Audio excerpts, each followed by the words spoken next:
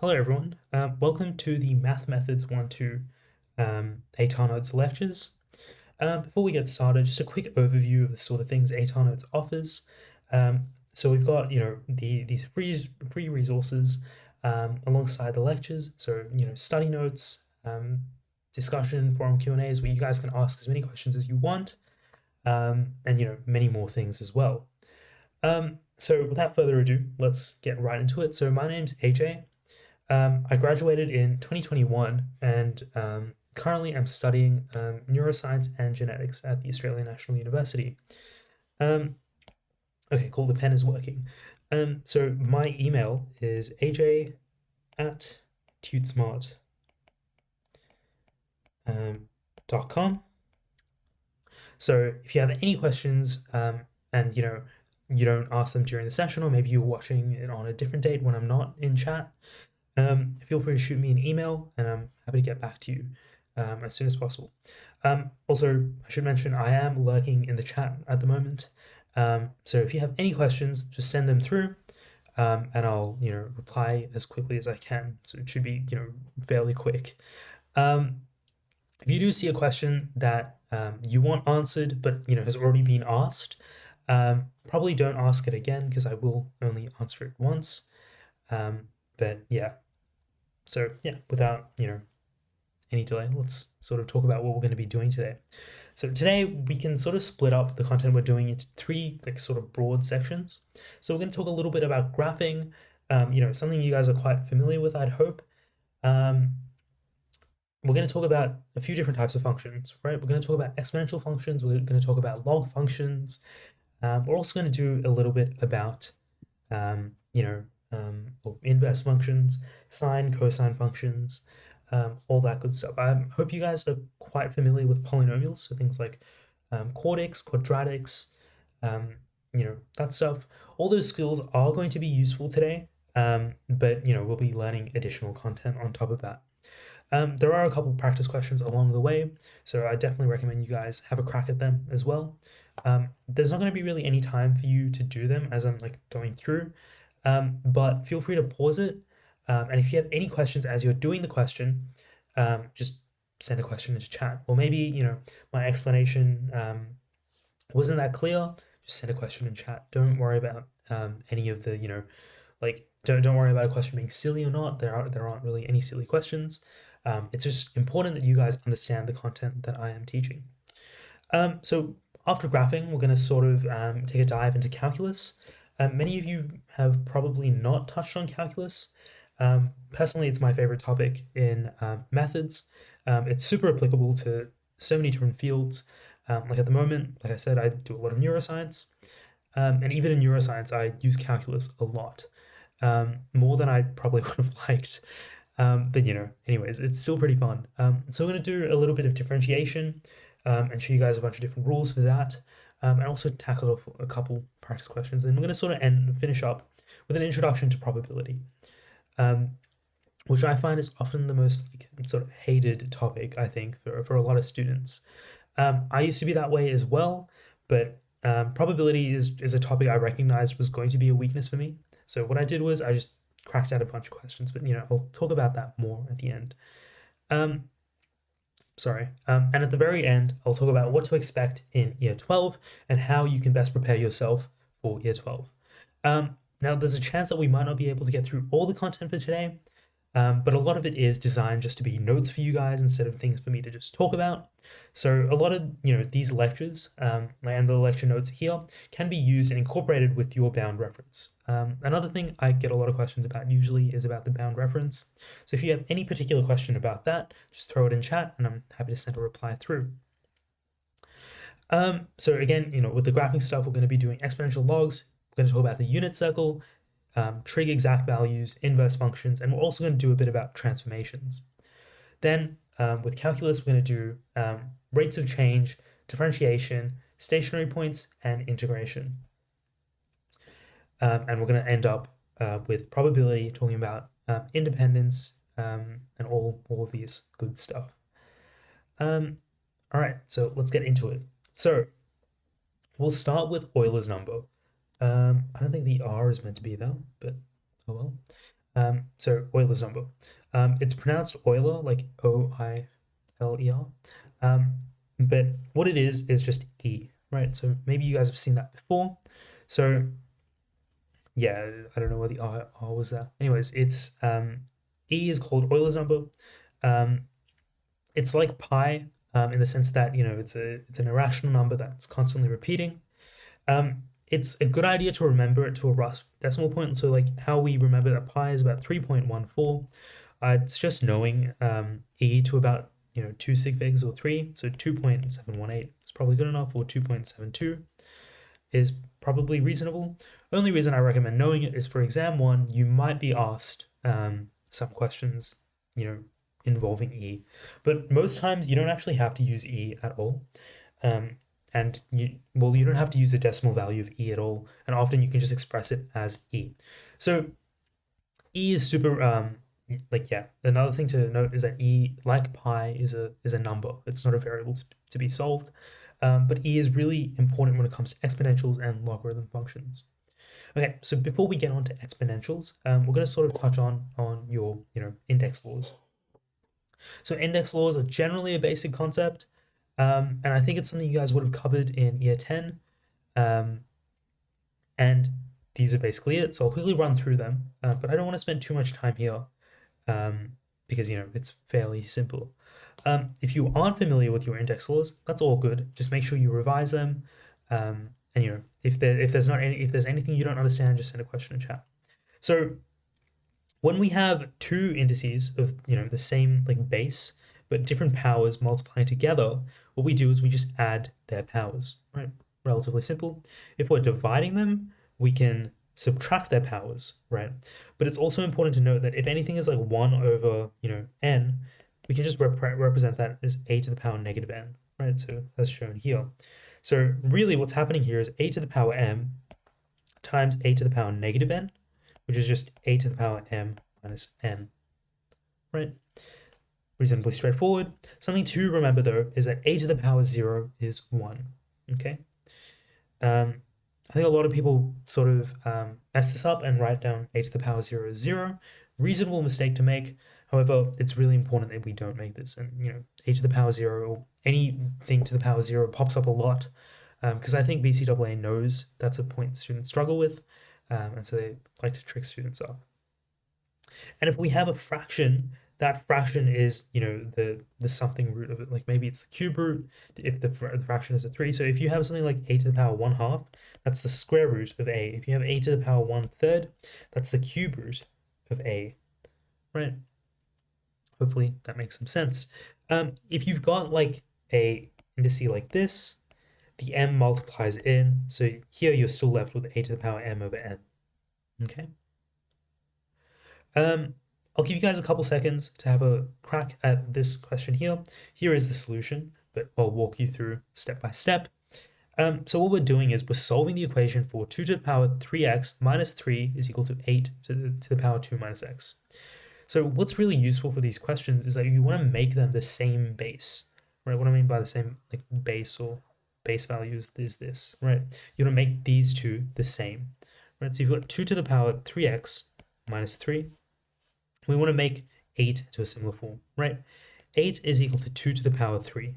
So we can do that, right? So we've got 2 to the power 3 times 2 minus x, right? And then we just simplify from here. So 2 to the power 3x minus 3, that's equal to 2 to the power 6 minus 3x, okay?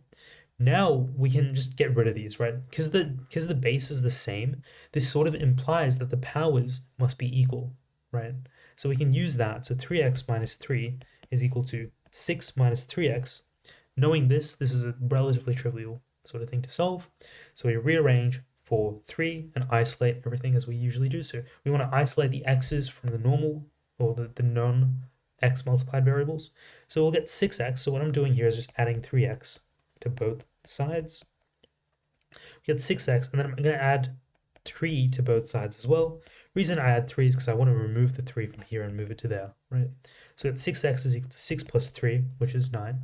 So I've got 6x is equal to 9. Therefore, x is equal to 9 over 6. I simplify by dividing the 3 out.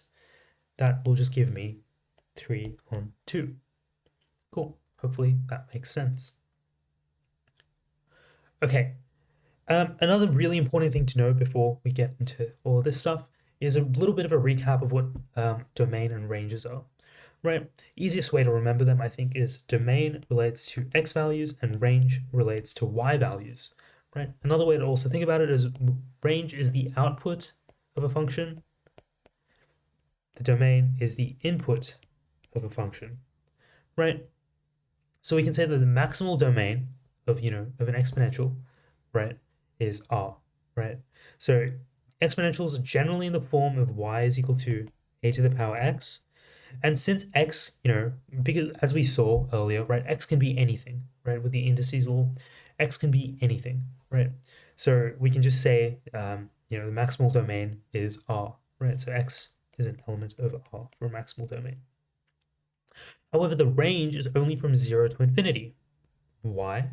Well, if I have x is equal to 0, right, and y is equal to 1, if I have x is equal to -1, y is equal to 1 over a, right? And as x keeps decreasing, this keeps getting larger, right? So if I have x is equal to -2, y is equal to 1 over a squared.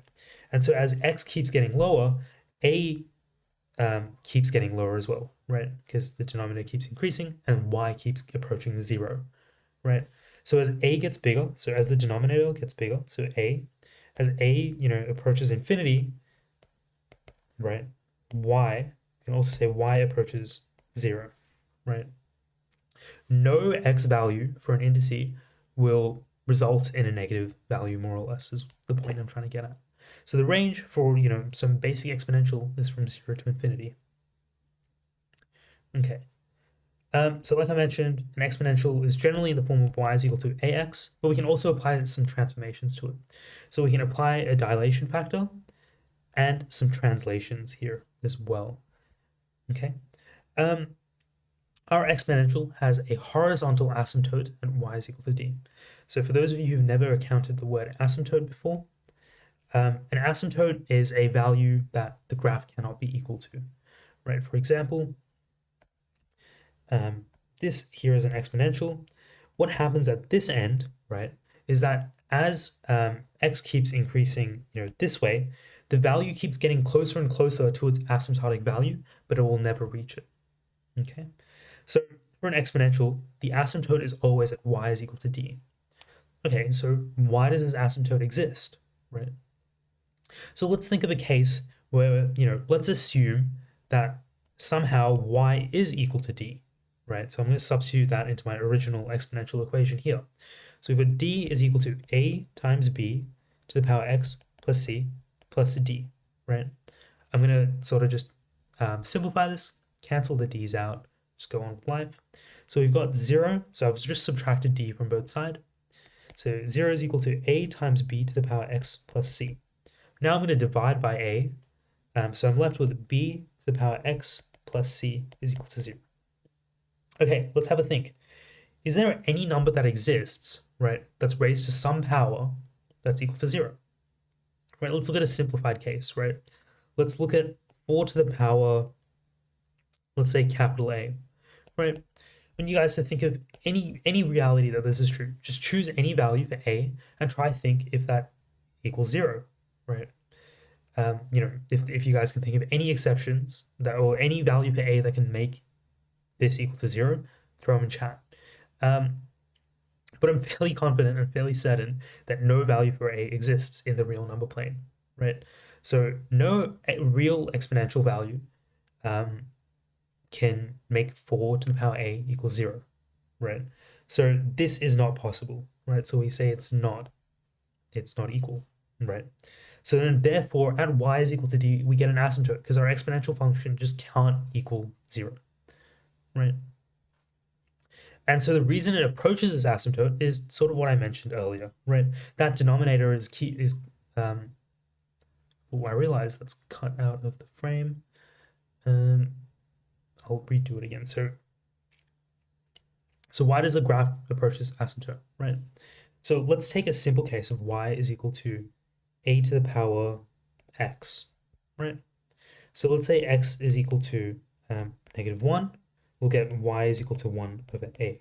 Let's say x is equal to -2, we'll get y is equal to 1 over a squared. Let's say x is equal to -3, we'll get y is equal to 1 over a cubed. And so as you guys can see, as x approaches -infinity, right, y is going to approach 0. Why does that happen? Because, the larger a number that we divide at the bottom, the closer this value is to 0, right? The smaller that fraction is. So that's why it approaches the asymptote, okay? Hopefully that makes a bit of sense, though. I realized it did get cut out on this slide, but it's basically just the same information I've presented here. So yeah, sorry about that. I didn't really notice. But yeah, you didn't really miss out on anything. That's just what I showed earlier. Cool, so hopefully that makes sense as to why this asymptote exists and why the graph approaches this asymptote. All right. So here we go. This is just a simple exponential. I'll just sort of get rid of, I'll get rid of everything in the way. It's not letting me. Sorry, my bad. The screen wasn't working for some reason. Let's quickly get rid of all that stuff. So we can see that this is just, a basic exponential. We've got y is equal to 2x, right? We can see that we just solve for its intercept as usual. So I did y is equal to 0, and I got, I did x is equal to 0, sorry. And I got y is equal to 2 to the power 0, which is just 1, right? So that's how I found my y-intercept, and, relatively straightforward. We can see that it has an asymptote here, right? It's approaching some value. Hopefully you guys can sort of guess what value that is, but in this case, it's the d value is just 0, right? So the asymptote here is at the line x is equal to 0. Okay. So in the above graph, right? So generally we have b from 0 to 1, right? So how does this affect the overall form of graph, right? So how does b being from, in between 0 to 1 affect how our graph looks, right? So here we sort of considered when b is greater than 1, right? It just looks, it goes upwards, right? What about if it was less than 1? So let's think about y is equal to 1/2 of x, right? So we can pretty easily transpose that into 2 to the power -x. So this causes a reflection in the y-axis, right? It's a change in x, right? So I'm going from up here on the top, I'm just reflecting it to the bottom, right? So really what I would expect, if I go back onto the last slide, I'd expect something like this, right?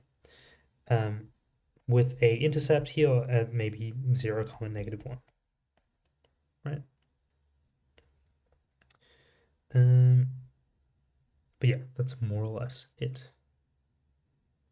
Cool, hopefully that makes sense. So if b is less than 1, all you have to do is just rearrange it so that use your indices laws, put the negative at the top, and you stop it from being a fraction. It becomes reasonably clear what that graph would have been. Okay, let's have a crack at trying to sketch these. So the way that we sketch these is first we find the horizontal asymptote, which is given by what d is equal to. And then we want to find the axis intercepts, right? So what the y-axis intercept is and what the x-axis intercept is. There's only one axis intercept. We want to choose like a scale point, and that's a scale point is any point that the graph goes through, and we can use that to set the scale of our x and y axes. So in this case, in the case from this, we have 1, right? So ideally you do your scales in units of per 1 or something. As long as you're consistent, that scale doesn't matter too much. Then you want to sort of figure out its shape. What I mean by the shape is, is it going up like this, or is it going down like this, right? Or maybe it's decreasing like that, right? Or it's going up like that, right? So you want to try work out what its shape is, Okay, you can do that based on reflections, and talk about that a little bit more. And after that, you want to sketch, double check, and include that. Make sure you've included everything you need to, because sometimes the question will be like, include like a label the horizontal asymptote, label the intercept, or sometimes it won't, right? So you just got to make sure what the question wants, and then you make sure that you've answered the question in its entirety. Okay, let's have a crack at sketching this exponential. So first thing I noticed is that it is less than 1, right? So I'm going to convert it into this, 4 to the power negative x minus 2, right? Then I'm going to determine its asymptote. Its asymptote, or its value for d, in this case is negative 2. So the asymptote is at negative 2. Right, so I'm just going to draw in my asymptote here. So x is equal to negative 2. Right, then I can work out my intercepts. Right, so let's say I have an intercept of x is equal to 0, right, my y-intercept. So y is equal to 4 to the power 0 minus 2, which is just equal to 1 minus 2, which is equal to negative 1, right? So I'll have an intercept here at negative 1. Okay, what else can I sort of note about this? So let's say if I have any x-intercepts, right? So we're going to set y is equal to 0. So 0 is equal to 4 to the power negative x minus 2.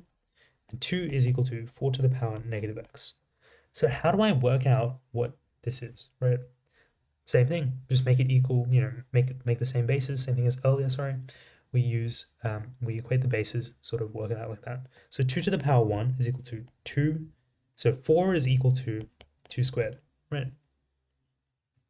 So I've got 2 to the power 2 times negative x. And so now I have 1 is equal to negative 2x, and x is equal to negative 1 over 2. So I have an intercept here, right? So here I have intercept at negative 1/2, comma, have I done this incorrectly? No. Negative 1/2, comma 0. And here I have 0, comma negative 1. Cool.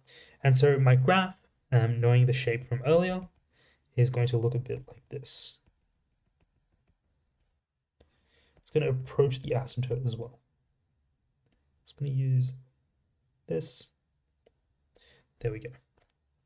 That is my graph there. So that's y is equal to 4 to the power negative x minus 2. Okay, I think I just realized that I might have done the earlier example incorrectly. So I think I'll sort of quickly talk about this.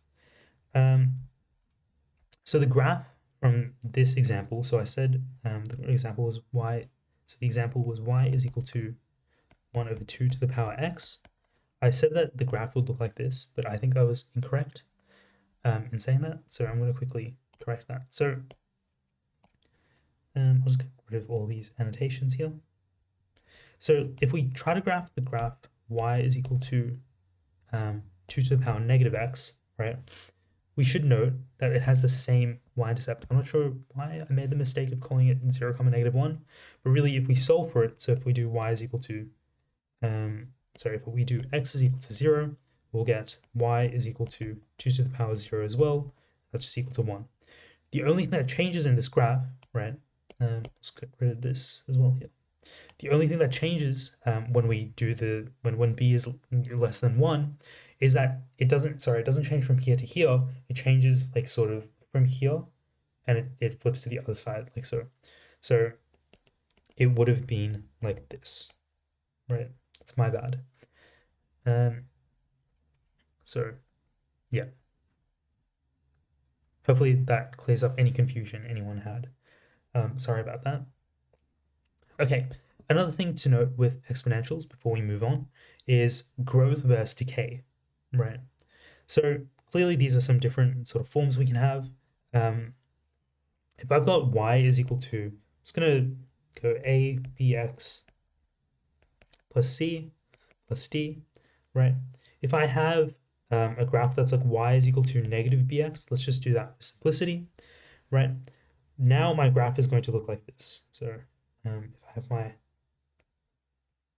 x-axis like this, my graph is going to go down, right? If I have y is equal to b to the power negative x, it's going to decrease like this.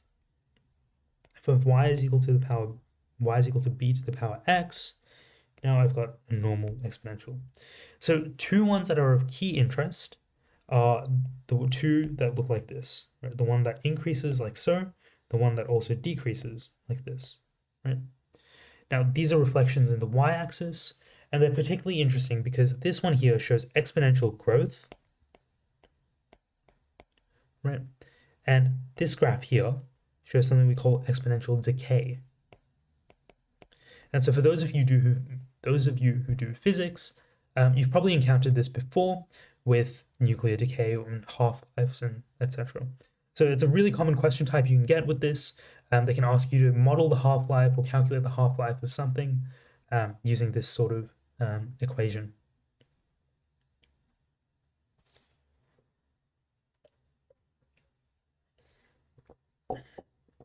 Okay, let's get on with log laws. So, now that we're reasonably confident with graphing exponentials, we can take it up a notch and start doing logarithms. So before we do logarithms, there are a few laws to know with logs, right? So what is a log, right? So we'll start there. With a logarithm, if I have, something like a log is like trying to answer a question, right? In particular, so if I have a to the power b is equal to c, right? If I take the logarithm of c with respect to a, so logarithm of c base a, right? It lets me find b, right?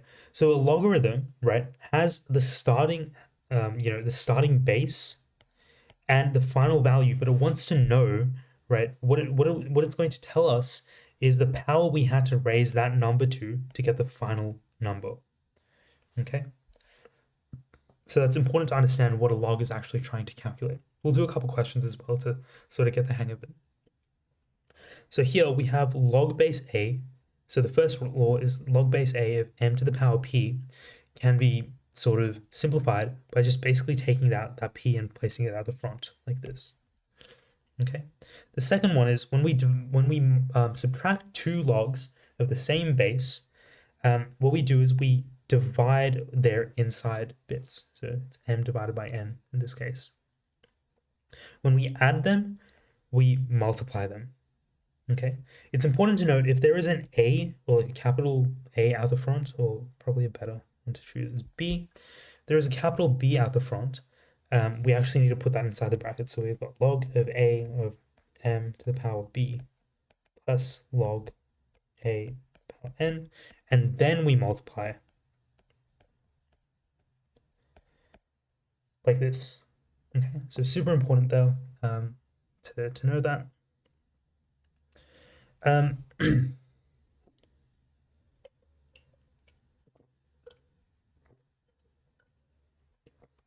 Sorry. If we have 1 over m, we can convert that to m to the power negative 1, right? And then use the same sort of rule from here and put the negative 1 out the front. Another one is that if we have log a of anything of 1, that's equal to 0. Right? Why? Well, because a to the power 0 is equal to 1, right?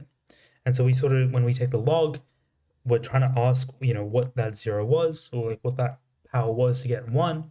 Well, any number to the power 0 is always 1, and so that's why the log there is 0. Another interesting property is that the log a of any number, right, the log a of b, right, only works if b is greater than 0, right? Why? Well, we sort of looked at that with the exponential, right? We saw that the normal exponential of y is equal to a to the power x, right, has a sort of like asymptote at 0 to the range is only from 0 to infinity of this, because we can't reduce this below 0, right? Because there is no x value that causes this to be equal to 0. It's the same deal with this. If I sort of try to figure out what this is asking, again, we've got a to the power b is equal to c, right? The output of this is equal to c, right? If um, b, oh, I don't think b was meant to be 0. Have I done this wrong? Oh yeah, sorry, I have everything in the wrong spot. Sorry about that. I think this should have been a to the power c is equal to b. Right, yeah, my bad. So with, like we sort of talked about, there is no number that I raise to some value that can be equal to 0, right? If we look at the 4 to the power c sort of scenario, there is no value for c that will result in an answer of 0, right? So hence that's why b in this thing here must be greater than 0. Hopefully that makes some sense. Okay, let's have a crack at this. Again, have a go as well, and then you can sort of watch me work through it in the meantime. It's also important to note that log base e, right, so log base of Euler's number, can also be represented by this ln, and that means natural log, right? So e is known as, like a superspectral value, so that's what we call the log base of e, the natural log, okay? So all written as ln. So I definitely recommend writing it as ln, because if you somehow don't write the e as a base clearly and write it like this, you can get marked down. So try not to do this, and it's always really important to either write it like this or this. Make it clear that e is the base. And I think the easiest way to do that is just use ln, because it's like universal. Anyone will see ln and know that it's just a natural log, and it's also 2 letters as opposed to 4. Okay, anyways, let's try to simplify this expression. We've got 2 ln of a minus ln of a divided by 3. Okay, so first thing I reckon is to move this into the brackets, right? So we've got ln of a squared minus ln of a over 3, right? Then we can divide these two, right? Because it's a subtraction, the insides divide. So ln of a squared divided by a over 3. Oh, oops. So since this is a fraction, right, when we divide fractions, we need to flip this. So this is just ln of a squared times 3 over a. Right here, the a and the 2 will cancel out, and we're left with the natural log of 3a. We can't simplify it any more than that, so we just leave it as is. So hopefully you guys got that. Well done if you did. Okay. A logarithm is, a logarithm function looks like this, right? So its general form is y is equal to log base b of x plus c plus d. So while the exponential function had a horizontal asymptote at y is equal to d, a logarithm has a vertical asymptote at x is equal to negative c, right? Which is pretty neat. And we'll sort of talk about why that's cool and when I talk about inverse functions. But why does this happen, right? So if x is equal to negative c, if this is equal to negative c, we get a log b of 0, right? And if you remember, I did say this is not possible, right? Because we sort of showed that with an example as well. So that's why we have an asymptote there. So we can see that here we have an asymptote at x is equal to negative c, right? So hopefully that makes sense. Here is just log base 2 of x shown. In order to work out that x-intercept, all we have to do is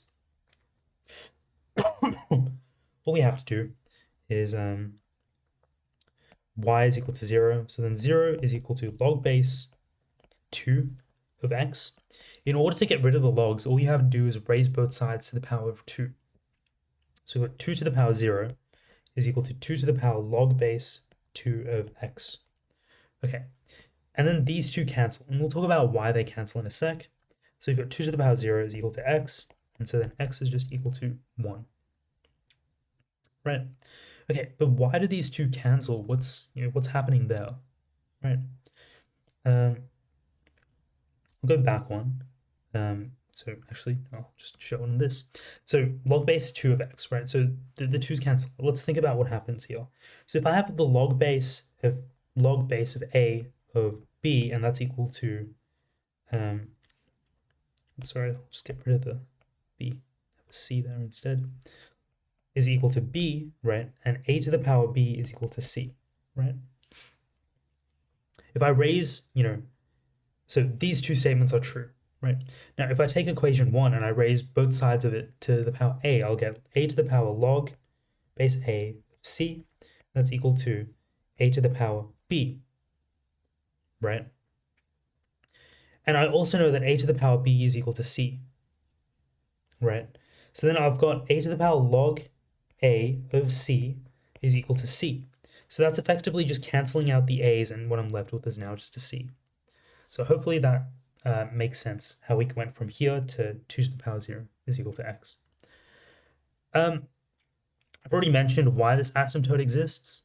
And this graph, why does it, you can't really see it with the writing, but basically says, why does this graph approach this asymptote? Well, it's for the same reason as the exponential, right? As we get closer and closer to the asymptote, what happens is that value gets closer and closer to negative infinity. So that's why, it approaches this asymptote, but it never can equal it. Okay, let's talk about the domain and range of a logarithm. So for those of you who have done inverses already, you would have probably noticed that logarithms are the inverse of an exponential function. Easiest way to tell is that if we rotate this diagram, right? If we rotate it by, if we just rotate it entirely, right, by 180 degrees, right?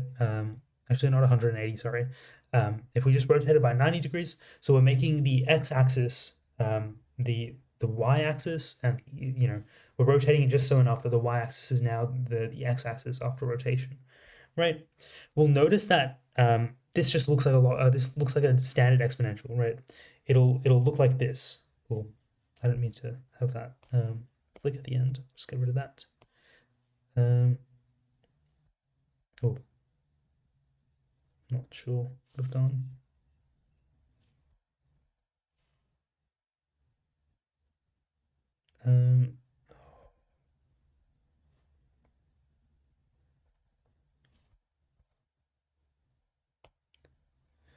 Okay, cool.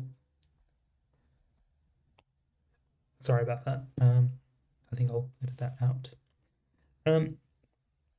Okay, so we can see that these two are sort of an inverse of each other, right?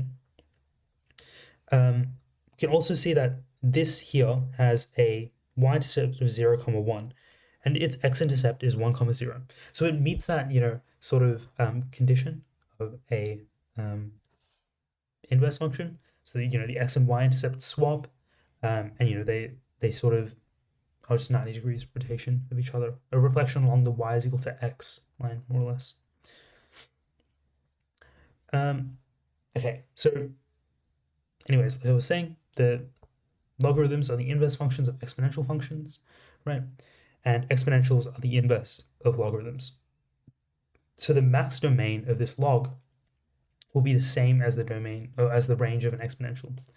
So the maximal domain of a logarithm is equal to the maximal range of a exponential. So that's just 0 to infinity. And the maximal range of a logarithm is just the maximal domain of an exponential, which is just all real numbers. Right, so how do we sketch them? Well, first thing first, we find the vertical asymptote, and then we find the axis intercepts.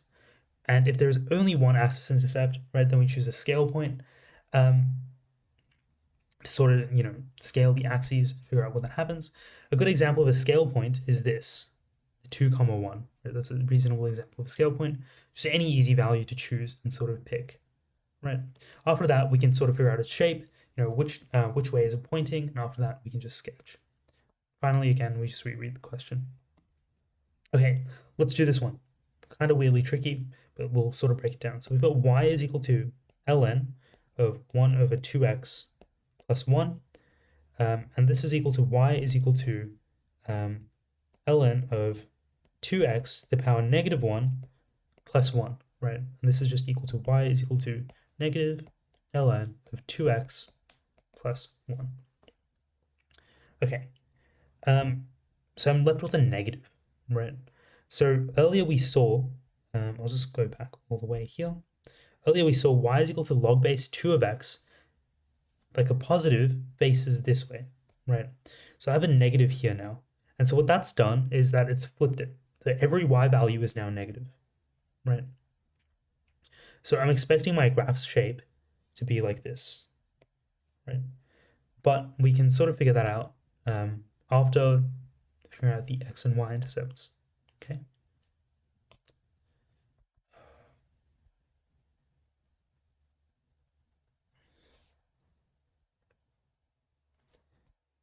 Yeah, I don't know why that keeps happening.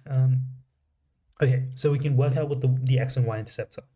So first thing I'm going to do is y is equal to 0, right? So I've got negative ln of 2x plus 1 is equal to 0, right? Now I can sort of rearrange. So I've got ln of 2x, negative ln of 2x is equal to negative 1. Multiply by negative 1 to cancel the negatives. And I've got ln of 2x is equal to 1. I could raise both power sides to the power e, so e to the power ln of 2x is equal to e to the power 1. So then 2x is equal to e to the power 1, and then x is equal to e by 2. E by 2 is 2.71-ish, 2.72 divided by 2, which is about 1. So I can say that's here. Right, so e divided by 2 when y is equal to 0. Okay. Another thing to work out is my vertical asymptote, right? Here I can see that the vertical asymptote is whatever is being added to 2x. In this case, there is no addition to 2x, right? So my vertical asymptote is x is equal to 0, right? So I'm just going to sketch it through. It's always important to sketch your vertical asymptotes, right? Like so. And I might, so for some other value, I might just choose x is equal to 1, right? So x is equal to 1 is just going to be y is equal to ln of, so negative ln, sorry, of 2 plus 1. That doesn't really help me. It's probably not a good value to choose. So generally, when you choose those values, you want them to result in some whole number, but it doesn't matter too much. So fairly certain that my graph shape is going to pass through like this, right? So we just sort of sketch it out and we're good to go. Cool. So hopefully that makes some sense. We can sort of double check by looking at the shape of this. We know that it was reflected because there's a negative out the front, right? So it should be coming down like that, right? Which is what we saw. Cool. So hopefully this makes sense. All right. So now that we've sort of covered exponentials and logarithms, let's sort of talk about the unit circle.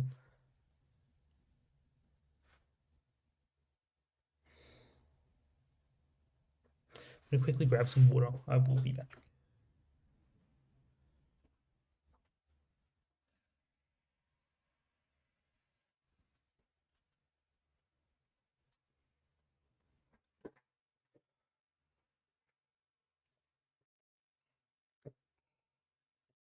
Okay.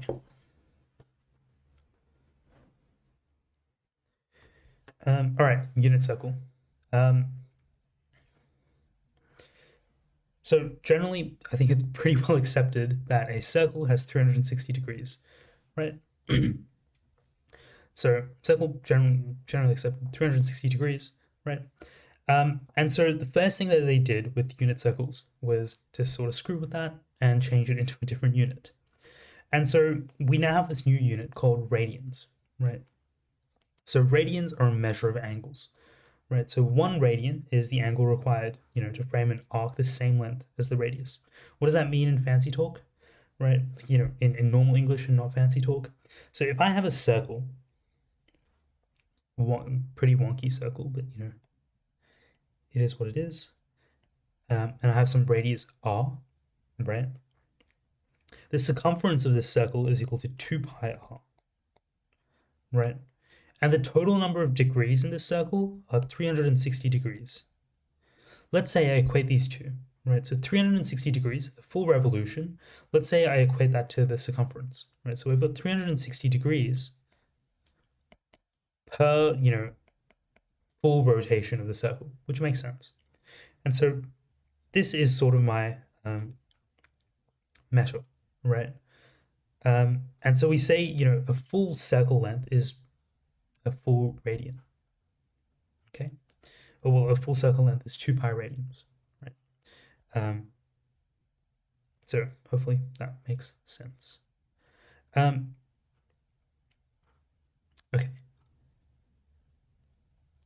Yeah, that's basically that summarized. Radians are generally denoted by a small c, so something like this. But more or less no symbol is used, so you don't really need to. In methods, you generally want to be giving your answer in radians and not degrees. And they'll tell you when you need to include degrees, but primarily from this point onwards, I'd recommend setting your calculator in radians. So I think I use the TI Inspire, but if you go into document and then settings, you should be able to change it from degrees to radians. And when you are giving an answer in degrees, you should always include, the degrees symbol, which is just the circle. Okay. Cool. So hopefully, this is the arc length, that's the radius, and 1 radian is just some measure of angle. Okay, so how do I convert from radians to degrees? So to go from radians to degrees, you multiply by 180 by pi, and to go from degrees to radians, you multiply by pi over 180, right? Okay, so let's talk about the unit circle. So I know this is a very confusing diagram, but we're going to sort of just try and break it down into bit by bit. So the unit circle, as the name describes, is a circle where the radius is equal to 1, right? So radius 1, we can see that in this triangle here, right? So what's neat is that if I make a triangle in this circle, right, so connect it from the origin to some, edge of the circle. Let's say these coordinates are some unknown coordinates, x comma y, right? I can sort of link this angle made to x comma y using SOHCAHTOA, right? So SOHCAHTOA, right? It's written here. So sine is opposite over hypotenuse, right? So the height of this triangle is y, and the length of this is just x, right? Because that's where the point corresponds to. So sine of alpha is equal to opposite, so y over hypotenuse. And hypotenuse in this case is just equal to 1. So sine alpha, oh, that's a horrible alpha, is equal to y. And cosine is equal to, so cosine alpha is equal to adjacent over hypotenuse, which is just x over h, right? Which is x over 1. So now we've shown here that x is equal to cosine alpha and y is equal to sine alpha. So every x value on this unit circle is represented by cosine of the angle made by, that rotation. Same with sine, and that just corresponds to y values, right? Tan, on the other hand, is opposite over adjacent, right? So tan is y divided by x, right? So that's tan alpha. This is pretty neat. Basically, y is, sine alpha, right? It's a sine alpha. And cosine is x, right? So here we show that tan alpha is equal to sine alpha divided by cosine alpha. So that's sort of another important relationship to know. So that's shown here.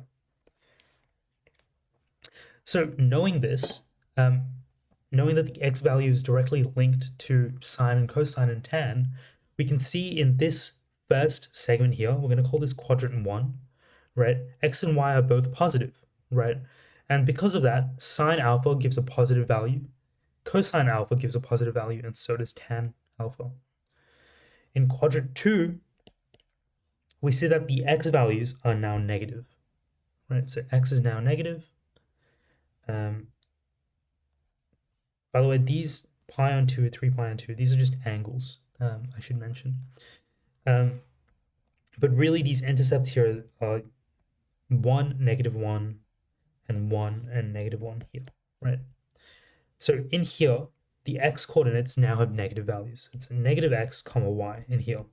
And so here we get cosine being equal to a negative value, sine still being positive, and tan being negative, right? Down here, we have both negative x and negative y, right? So you have sine being negative, cosine being negative, and since tan is a division of both, the negatives cancel out and we're left with tan is positive in quadrant 3. Quadrant 4, we have, again, a positive x, but a negative y. And so sine in this case, oh, it's a wrong thing that I was about to highlight. Sine in this case is negative, then cosine is positive, and tan, since it's a division, is negative. Okay. And here are some sort of important rules to know. Okay, cool. So hopefully this all makes sense. If it doesn't, just drop a question in chat, and I'm more than happy to sort of walk through it. Okay, how do we remember these, right? How is it, how can we remember this? So in quadrant 1, we sort of saw that all sine, cosine, and tan, all three of them are positive. So here we can just write all positive. In quadrant 2, we saw that only sine was positive. So we can write S, right? S for sine only positive. In quadrant 3, we saw that both sine and cosine were negative. However, tan was positive. So we have a T for positive tan. And in quadrant 4, same pattern sort of follows. Negative sine, positive cosine, negative tan. So we write C. So the easiest way to remember this is cast. So C-A-S-T, starting from quadrant 4, you want to go all the way around with cast. Okay, so how do we, each angle, right, more or less has this ratio, right? And that ratio corresponds to an exact value. Okay, in some cases, more or less. So each angle, right, is going to create this triangle, and some of these triangles have measurable dimensions, and they're not like, insane values that only your calculator can do. And these are called exact values. So there are a few methods we can use to remember these exact values.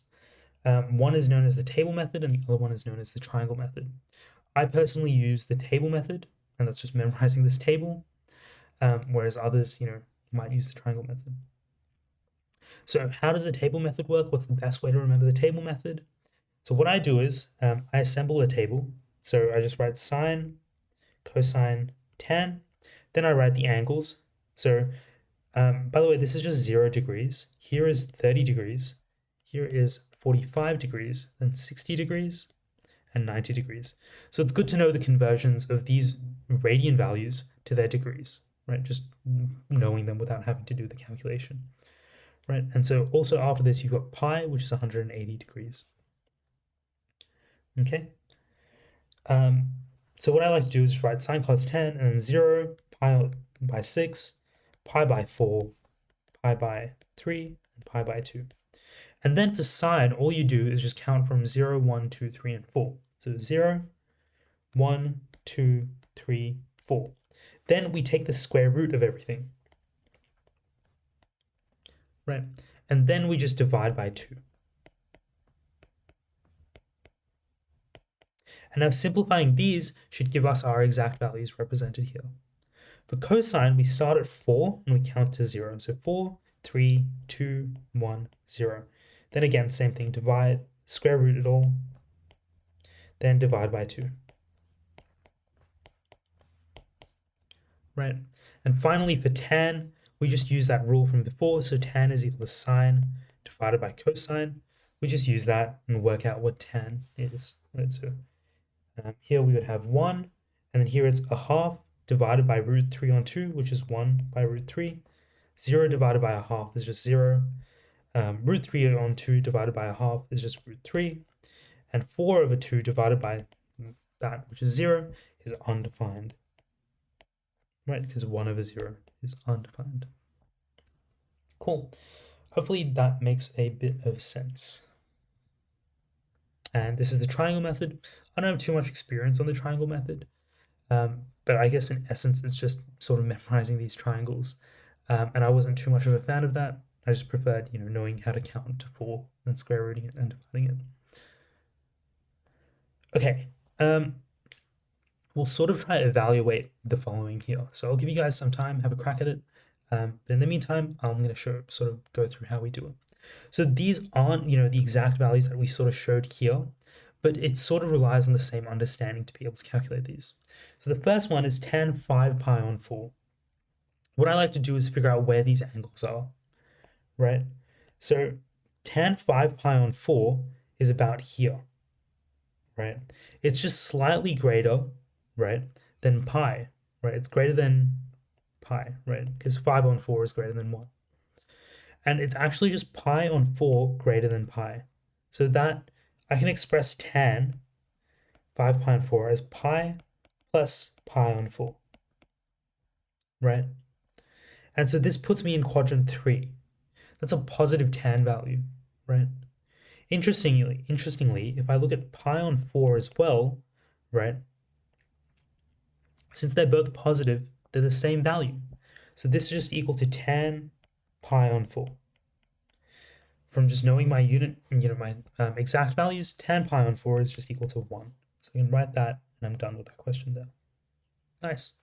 Okay, what about sine negative pi on 3? It's a little bit more tricky. If I'm going negative, so generally the rule of thumb is if you're going anti-clockwise, that's positive in the unit circle. If you're going negative, that means you're going clockwise, right? So my angle is going to be here at negative pi on 3, right? So I've gone from 0 clockwise, sorry. And this is in quadrant 4, right? Quadrant 4, sine is negative. And so all this means to me is that this is equal to negative sine pi on 3, right? Pi on 3 from, my exact value table is just root 3, 2. But since it's got the negative because it's in quadrant 4, I write the negative at the front. Okay, what about cosine negative pi on 4? Well, cosine negative pi on 4 is, still in quadrant 4. Right? So it's negative pi on 4, like so. Just using CAST, right? CAST, which is what I've been doing for the others. Quadrant 4 is positive for cosine, right? So this is just equal to cosine pi on 4. It's the same thing because it's positive, right? And this is just equal to root 2 divided by 2. Okay.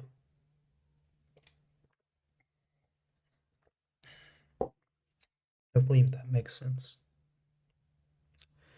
All right. So sometimes we have more than one variable, right? Like sometimes we're trying to solve for, instead of solving for negative pi on 4 or something, we're trying to solve for a variable, right? And so the sort of the easiest way to go about this is there's no easy way of going about it. It's still a tricky method. We need to sort of solve for it over some domain. I'm going to sort of walk you guys through how to do that. So what we want to do is isolate this, right? So the first thing we do is, well, we have a domain from 0 to 4 pi, right? I can represent this like this. So 0 is, x is greater than or equal to 0, but less than 4 pi, right? Then I can sort of substitute the x on 2 plus pi on 3 here. So first I divide everything by 2, right?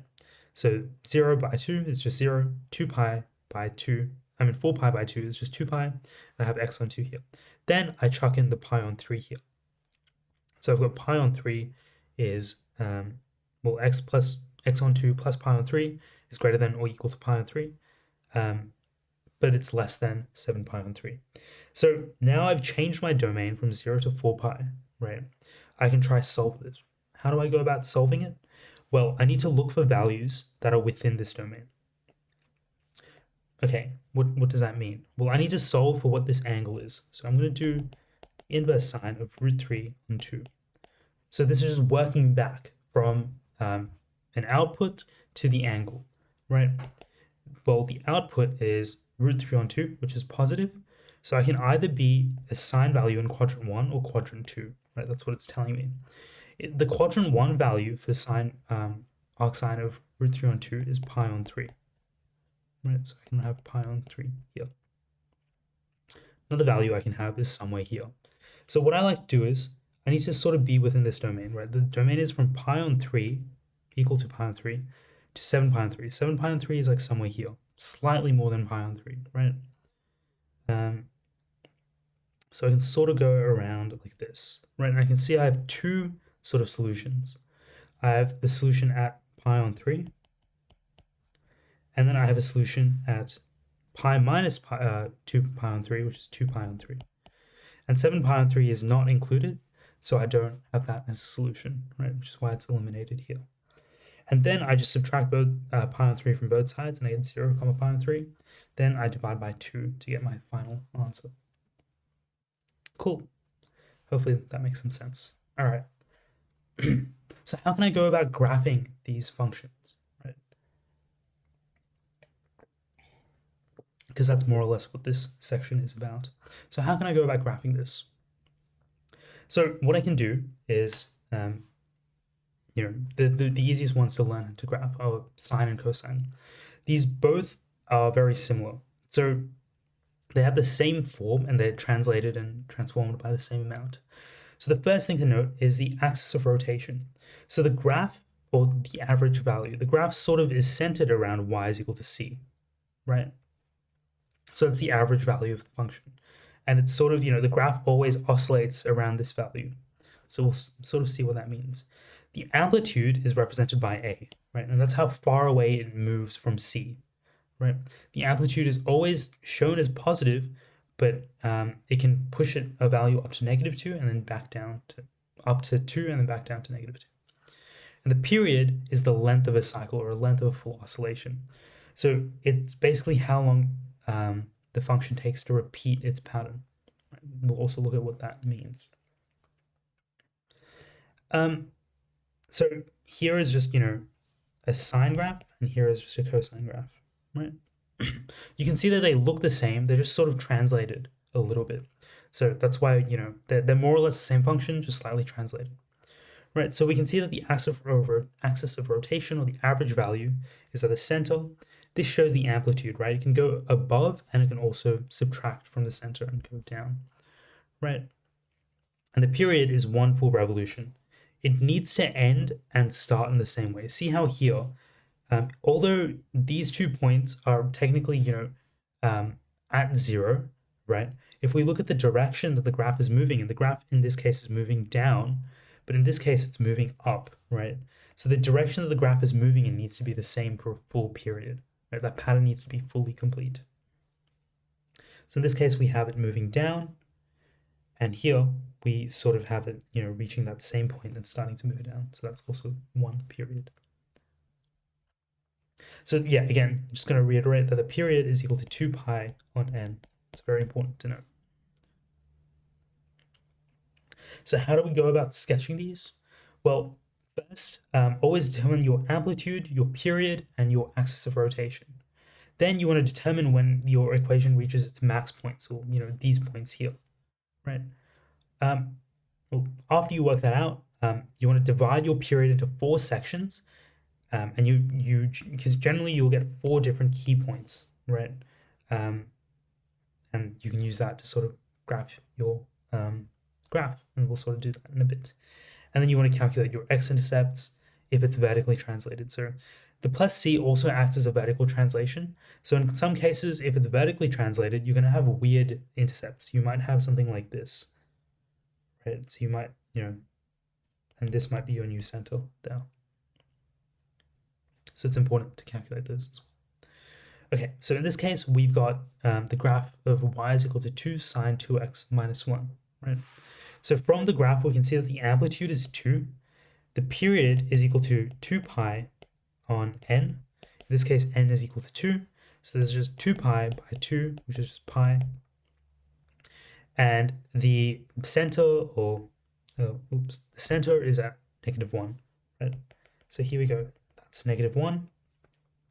The graph starts at -1, right? And it also ends at -1. So we've graphed one period. We can note that the highest value of the graph is 2 minus 1, right? Which is equal to 1. And the lowest value of the graph is -2 minus 1, which happens at -3. Right? So here and here, right? In order for the graph to be at a maximum, this sine of 2x must be equal to 1, right? So it's sine times pi on 4 times 2, which is equal to sine pi on 2, which is equal to 1. For it to be at a minimum, this sine must be equal to a -1, right? So we have to have sine, we need to somehow make sine 3 pi on 2. The only way to make sine 3 pi on 2 from 2x, so if I've got 2x is equal to 3 pi on 2, right? X is equal to 3 pi on 4, which is why I have this point here. And in order to just solve for these points here, we equate y is equal to 0, and then we just solve as we would a normal trig equation, right? So we've got 2 sine 2x minus 1 is equal to 0. Rearrange, so we've got sine of 2x is equal to 1 on 2. Arcsine of this is equal to, so we'll end up with 2x is equal to arcsine of a half, right? An arcsine of a half, from memory, might be equal to, in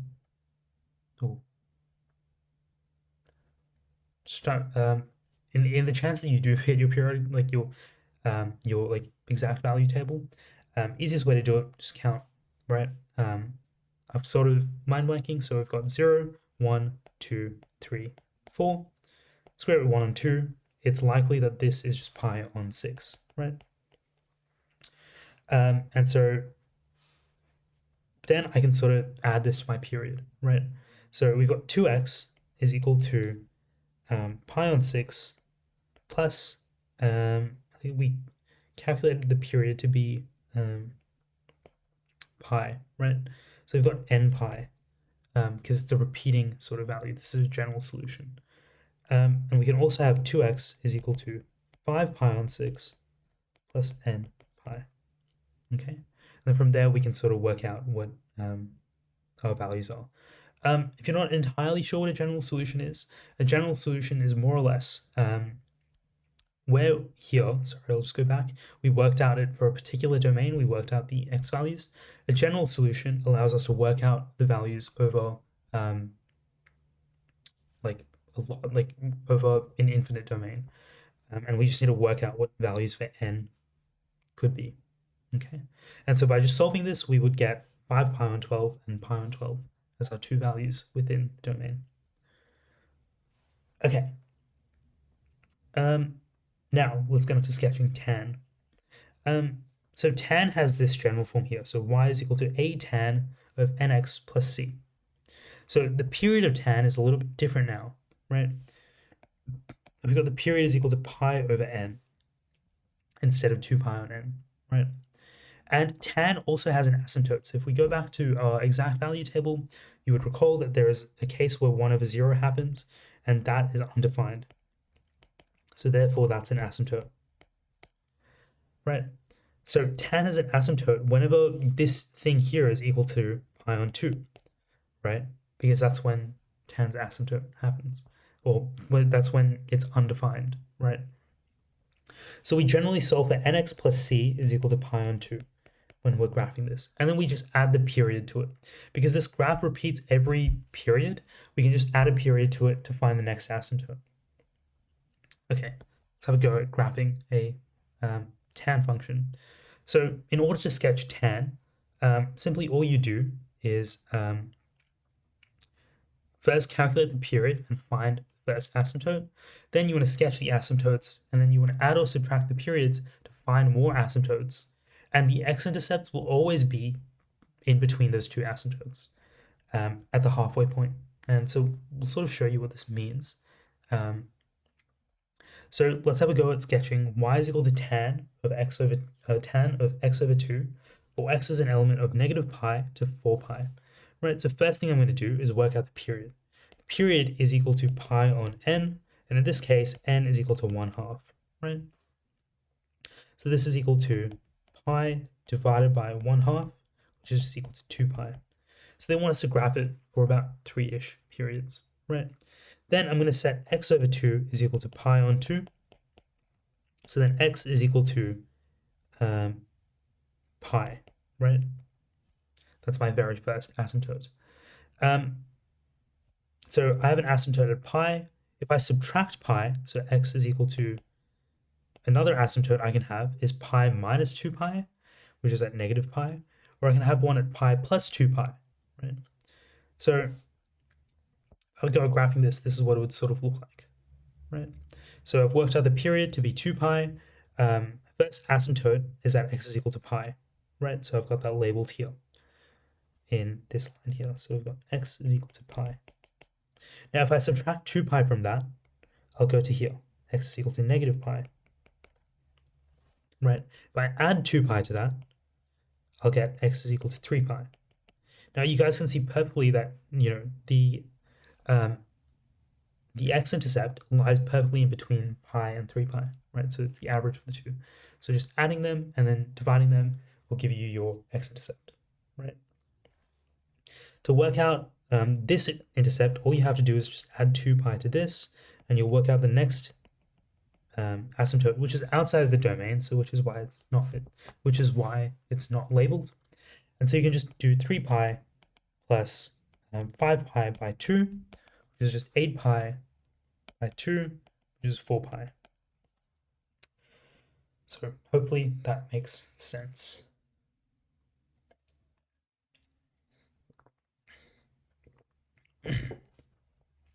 Okay. Let's talk a little bit about different types of functions. I feel like maybe you guys would have come across this before. If not, that is all good. We'll sort of talk about what a one-to-one function is versus a not one-to-one function, I guess. So a one-to-one function happens when there are no y value repeats. So in order to do this, we use the horizontal line test. If you guys remember the vertical line test, so a line test going like this would determine if something is a function or not. In this case, both of these are functions because they pass the vertical line test. That is, they only have one intercept with the vertical lines, right? However, only this function here passes the one-to-one test, whereas this sine function does not pass the one-to-one test, right? So sine is not a one-to-one function because we can see as, it makes two intersects, or multiple intersects with a horizontal line, right? So for a function to have an inverse function, it must be one-to-one, right? So that's super important. If a function is not one-to-one, what we can do is we can force it to become one-to-one. We do this by changing its domain, right? For example, we have the graph f of x is equal to x squared, and this is not a one-to-one function, right? I can do the horizontal line test, it fails straight away. But I can't inverse it like this, but I can inverse it if I restrict its domain from 0 to infinity, because now it passes the horizontal line test, and now it can be inversed. So there's sort of a mathematical way to inverse, and there's also a little bit more of an intuitive way to inverse, which is with, graphically doing it. So how does that work? Well, an inverse function is a reflection across the line y is equal to x. I sort of mentioned this earlier, but that's more or less it, just a reflection across y is equal to x, right? So, and also another important thing to note is that inverse functions might intersect on the line y is equal to x. Generally, all of their intersections between these two functions happen at the line y is equal to x. So a really common question type is they'll get you to find the inverse of a graph, and then they'll ask you, well, what is the intercept between these two graphs? And oftentimes you might have like square root of x and x squared, right? And solving these solving this can sort of be annoying sometimes. In this case, it's fine. but there can be a little bit more tricky cases, right? And the easiest option to do is just solve this, right?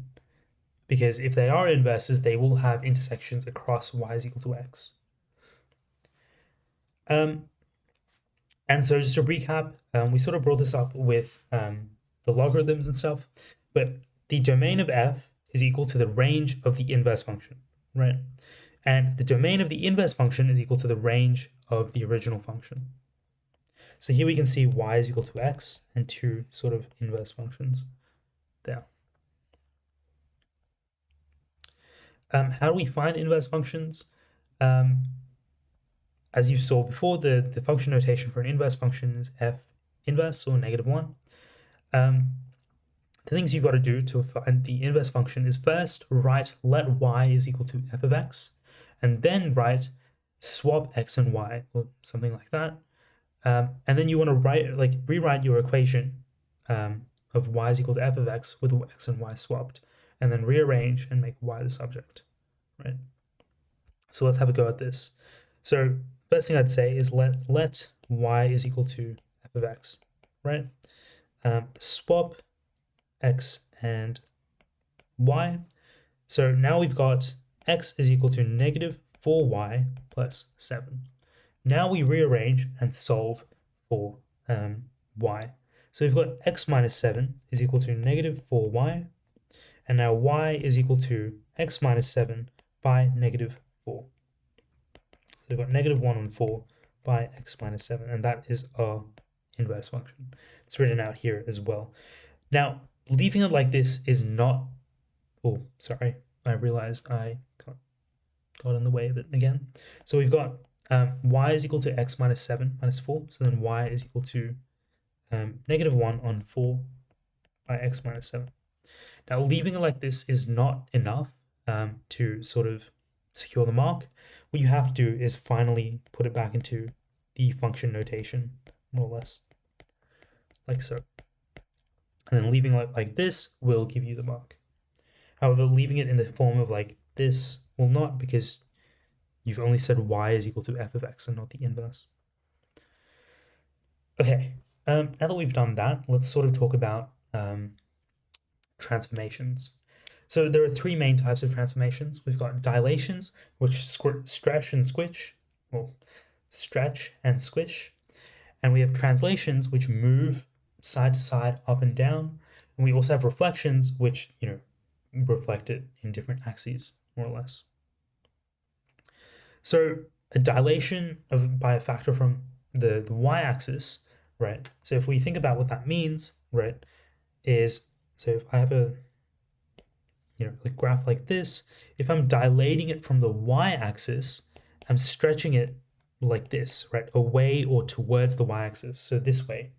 And so when I pull a function out like this, the only thing that's changing is not the y value, the height is not changing, right? But the location of my hands in the horizontal plane is changing.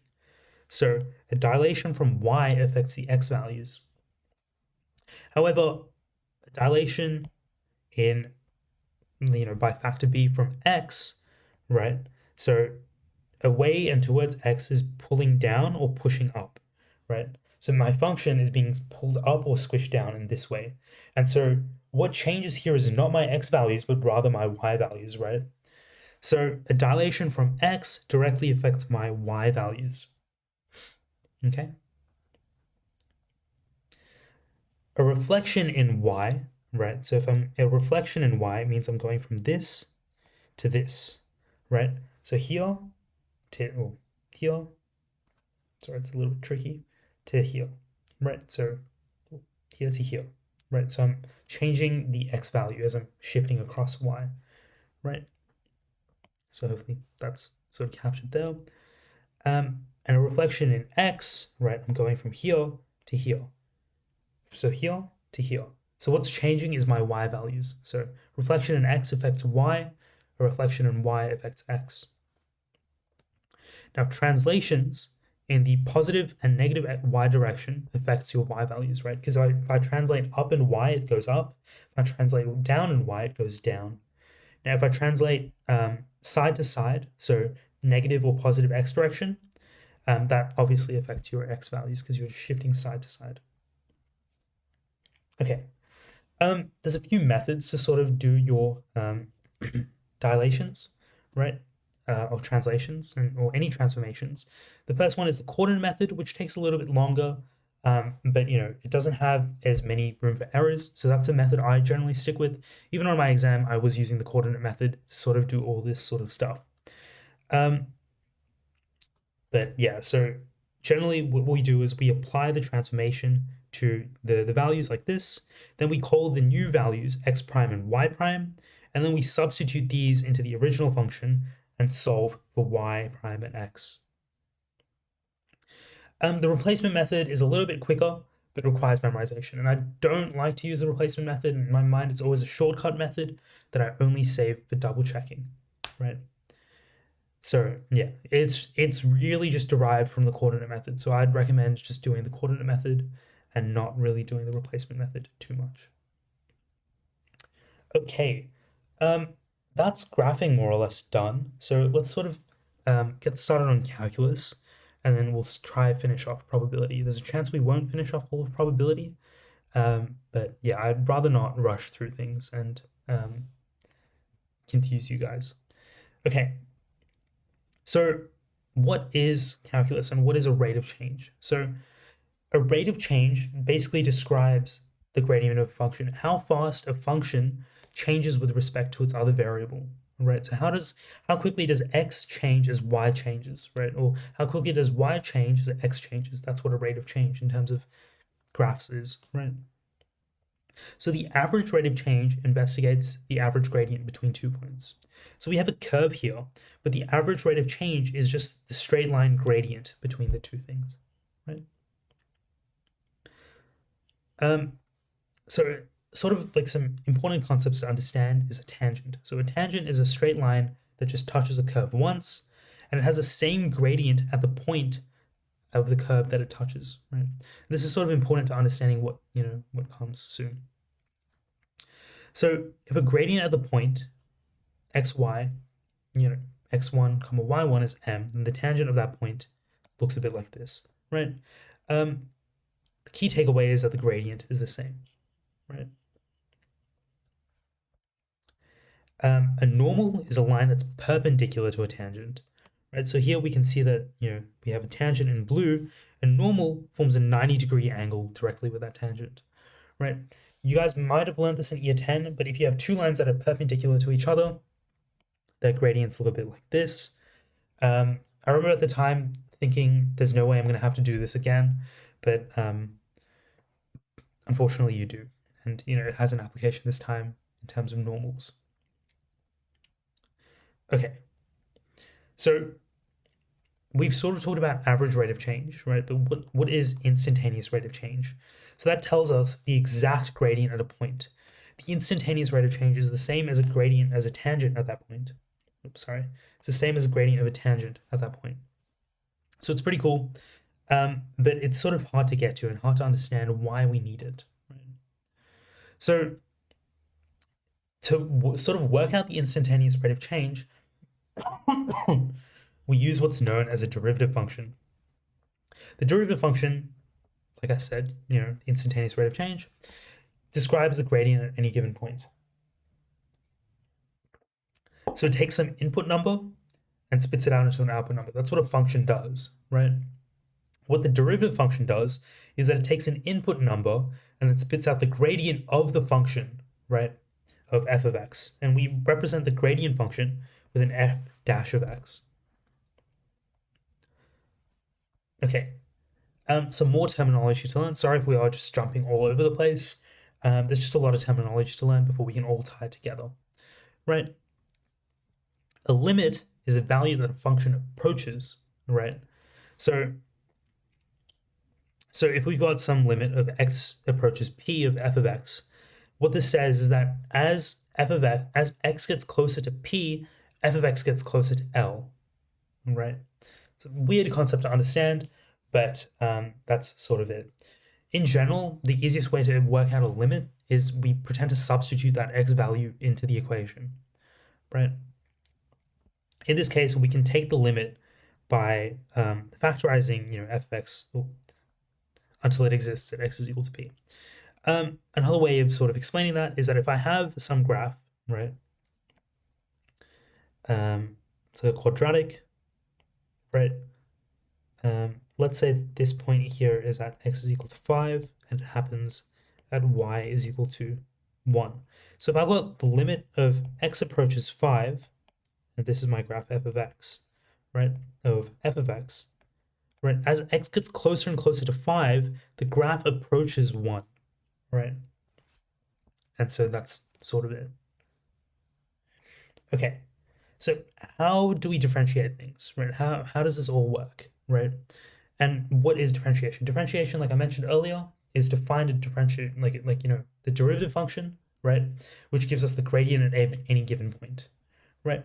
So how do we do it? And so this is something known as differentiation by first principles. So I'll go back so you guys can sort of see the animation again. So we choose 2 points that are reasonably far away from each other, so A and some other point A plus H. And then we bring them closer and closer and closer together until they're basically overlapping, right? The reason that is because if you see, as we bring the points closer and closer together, the gradient becomes closer and closer to the actual gradient of the graph. The further away those points are, the further away those points are, the less accurate that gradient is. All that, I think that's covered by the diagram. But effectively what we do is we want to work out the gradient between these 2 points. So we'll choose some point, let's make another tiny graph here.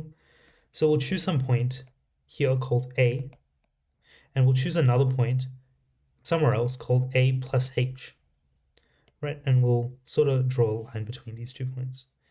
And so let's say we want to work out what the gradient is, right? The gradient between here, and this is also on the graph f of x, right? The gradient between here is y2 minus y1 by x2 minus x1. Let's say x2 is a plus h, and x1 is equal to a. So firstly, I've got f of a plus h, right, because that's what the y value is, minus f of a divided by a plus h minus a is just h, right? So the gradient is given by this, right? So this is, I'm going to call that g, right? But if I want to make these gradients closer and closer together, what I need to do is h needs to be closer and closer to 0, right? So what I can do is take the limit of h approaches 0 of this.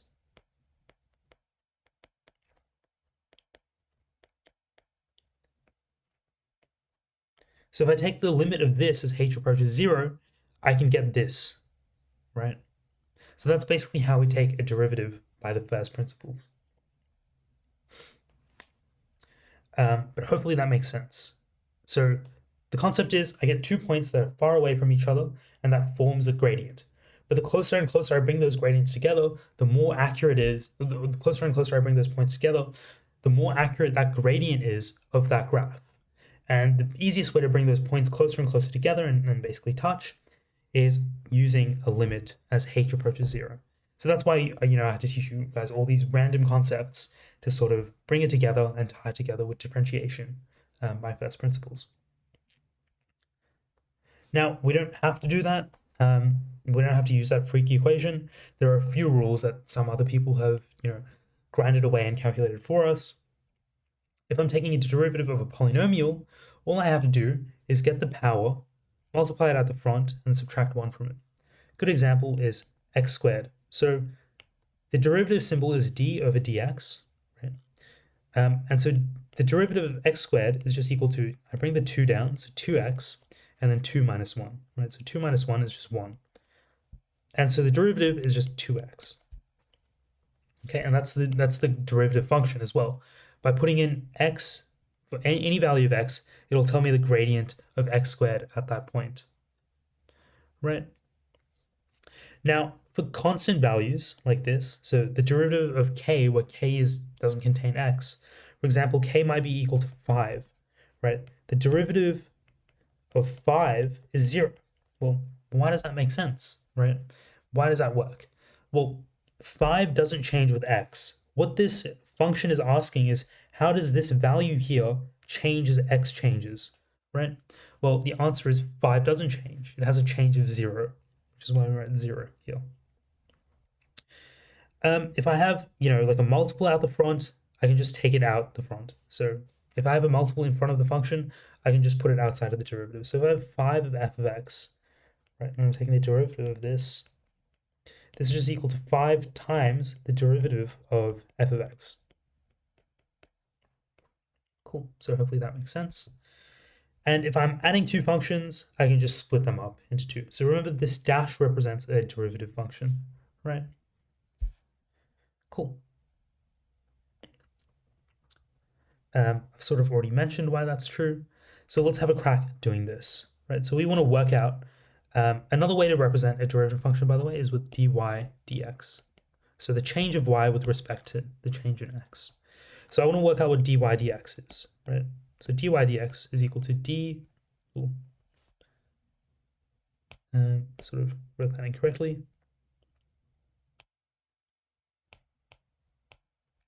So dy dx is equal to d dx of 3 on 4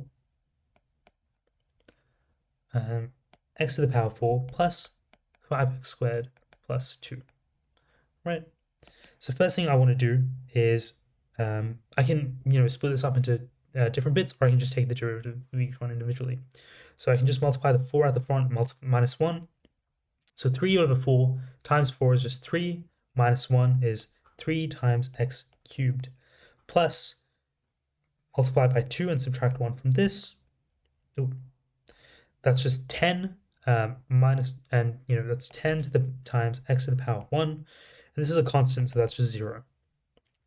So I'm left with 3x cubed plus 10x. If my handwriting's too messy, hopefully you can see that there as well.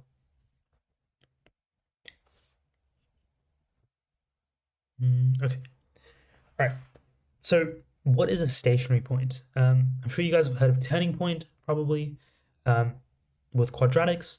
The stationary point is really similar. A stationary point occurs when the gradient of a function is equal to 0.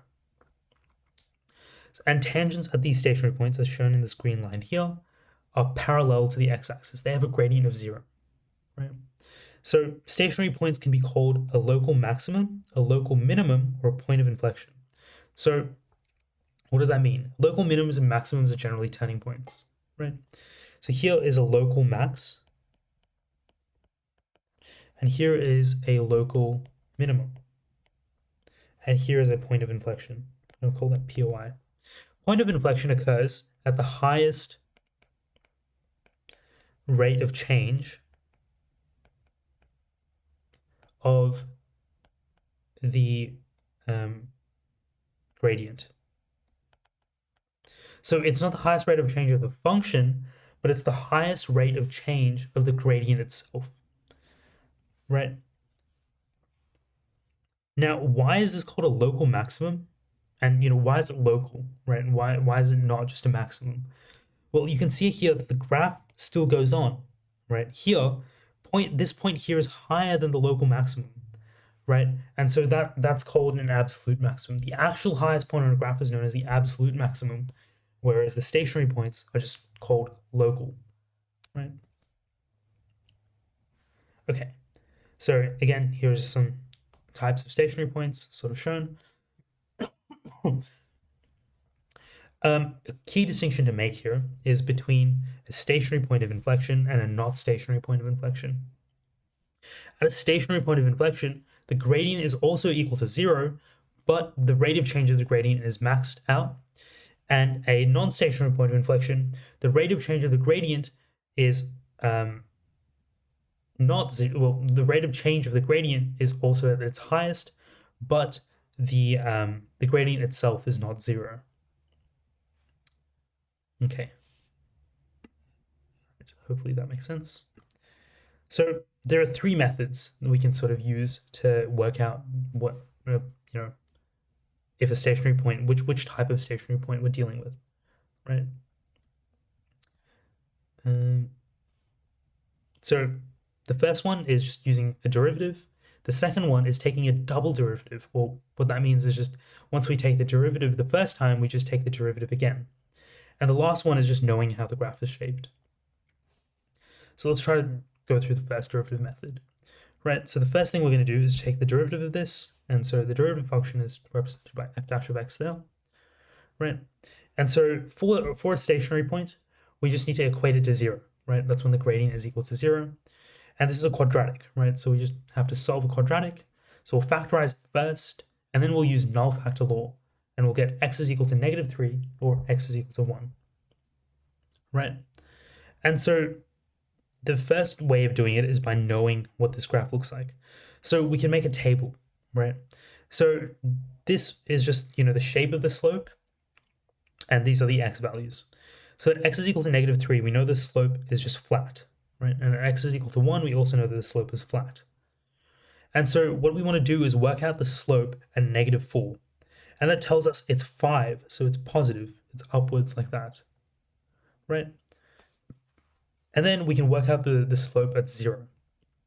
And that's -3, so it's down like this, right? And so what that represents is that the graph is going up and then it's going down. And so then it's likely that this is just a local max, right? And if we look at what happens at 2, right, that's the only unknown point, that goes up as well.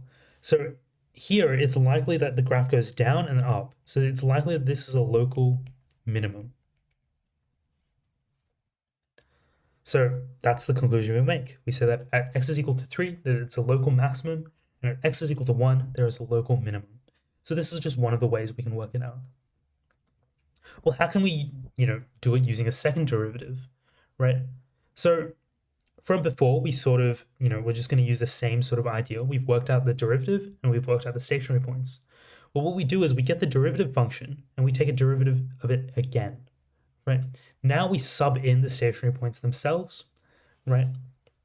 And so when I put in -3, I get f double dash of x is equal to -4. And if I put in 1, I get 4, right? So there's a couple of rules to memorize with the second derivative, which is why it's a little bit tricky in that sense. You just need to sort of know this. If the double derivative is greater than 0, then a is a local minimum. If it's less than 0, then it's a local maximum, right?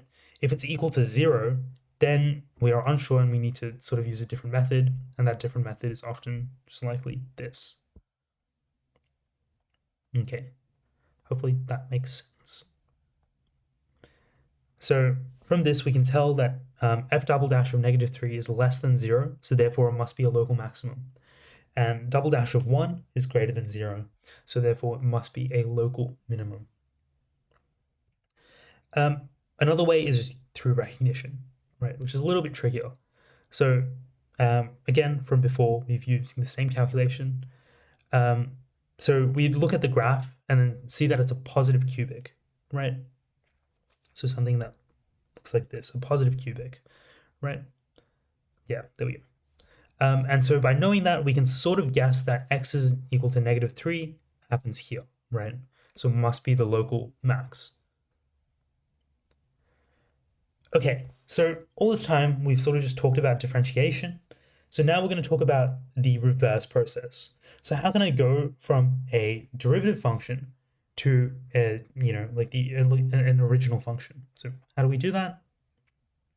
That's known as integration, right? So integration is the process of reversing differentiation. So the way we do this is what I'm going to sort of talk about for a bit. So this is the symbol for an integral. It's this fancy like broomstick symbol, I guess.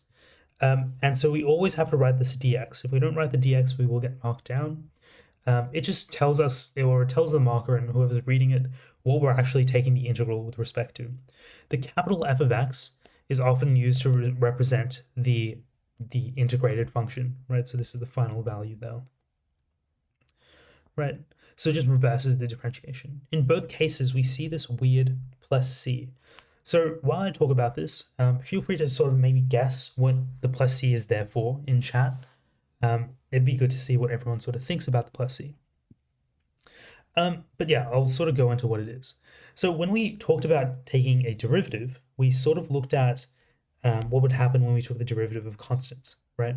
So if I had x squared plus 2, this would just be equal to 2x, right? Because the constant's equal to 0. But if I wanted to integrate 2x with respect to x, I would go back to x squared, right? But since the plus 2 is gone, reduced to 0, how do I know that it was there in the first place, right? What if, the original function was like x squared plus 5 or x squared plus 6? The final derivative and the final integral is just going to be the same regardless of the plus 5 or the plus 2 or whatever, right? So that's why we include the plus c. We include the plus c because we show that it's a family of functions. We show that, that there could have been a 2 or there could have been a 5 or there could have been something else, right? But yeah, that's just the rationale behind the plus c. Writing just x squared would be incorrect because it doesn't show the full extent of the integral. It doesn't show all the possible solutions. So integration has some really similar rules to taking a derivative. If you have two things that are being added, you can split it up into two integrals. If they're being multiplied by a constant, it can just be taken out the front. Here is the rule for integrating a polynomial. So unlike with differentiation, what we did was we subtracted one from the top and multiplied it out the front. What we want to do here is reverse all of that change. So we add 1 to the numerator and divide by that. And if we're dealing with, like a fraction, so maybe not a fraction, like a factored bit, so like 5x plus b to the power 4, right? We would follow this rule here, which is a little bit more chunky, but as long as you follow the rule, you can't really go wrong. These sort of rules, I'm pretty sure this one is in your formula book as well, but these rules are in your formula book. I'd sort of recommend memorizing these rules because they're super important to know. But yeah. Okay. So let's sort of move on to something else now. So we sort of talked about integrals for a bit. So let's talk about areas, right? It's sort of still under calculus, but with a graph. Let's say I want to work out the area below, right? Where would that be useful? I don't know. Let's say I've marked out an area on a map, but I'm some weird architect and I've decided to use some weird functions to map out that area. I want to figure out the area, or to mark out that square or whatever. I want to try to figure out what that area is, right? So there's a few ways I can do that. One of the easiest ways to do it is using trapeziums, right, to estimate these shapes. So how can we go about using trapeziums to do this? Well, we can sort of, make these trapeziums like this, right? So I've got one trapezium, sort of quickly shaded in. I have another trapezium here, right? With two trapeziums, this is a pretty bad estimate. How do I know it's a pretty bad estimate? Well, let's look at this. Let's quickly get rid of all of this. Because there is one thing I want to show you guys. With that trapezium, so imagine a trapezium like this, right? With this trapezium, we have all this area here that's not actually under the curve, right? It's on top of it. It's not calculating the area there. It's just calculating some unwanted quantity. So with two trapeziums, we have a large error margin, right? We have a lot of error though, right? But now, to make it more accurate, what we can do is we can add more trapeziums. So I've left this top part empty, so it's probably easier to see, but let's just pretend that these are all trapeziums. But with more sort of things, right, or more trapeziums, we see that, we don't have as much additional area, right? We have a little bit, right?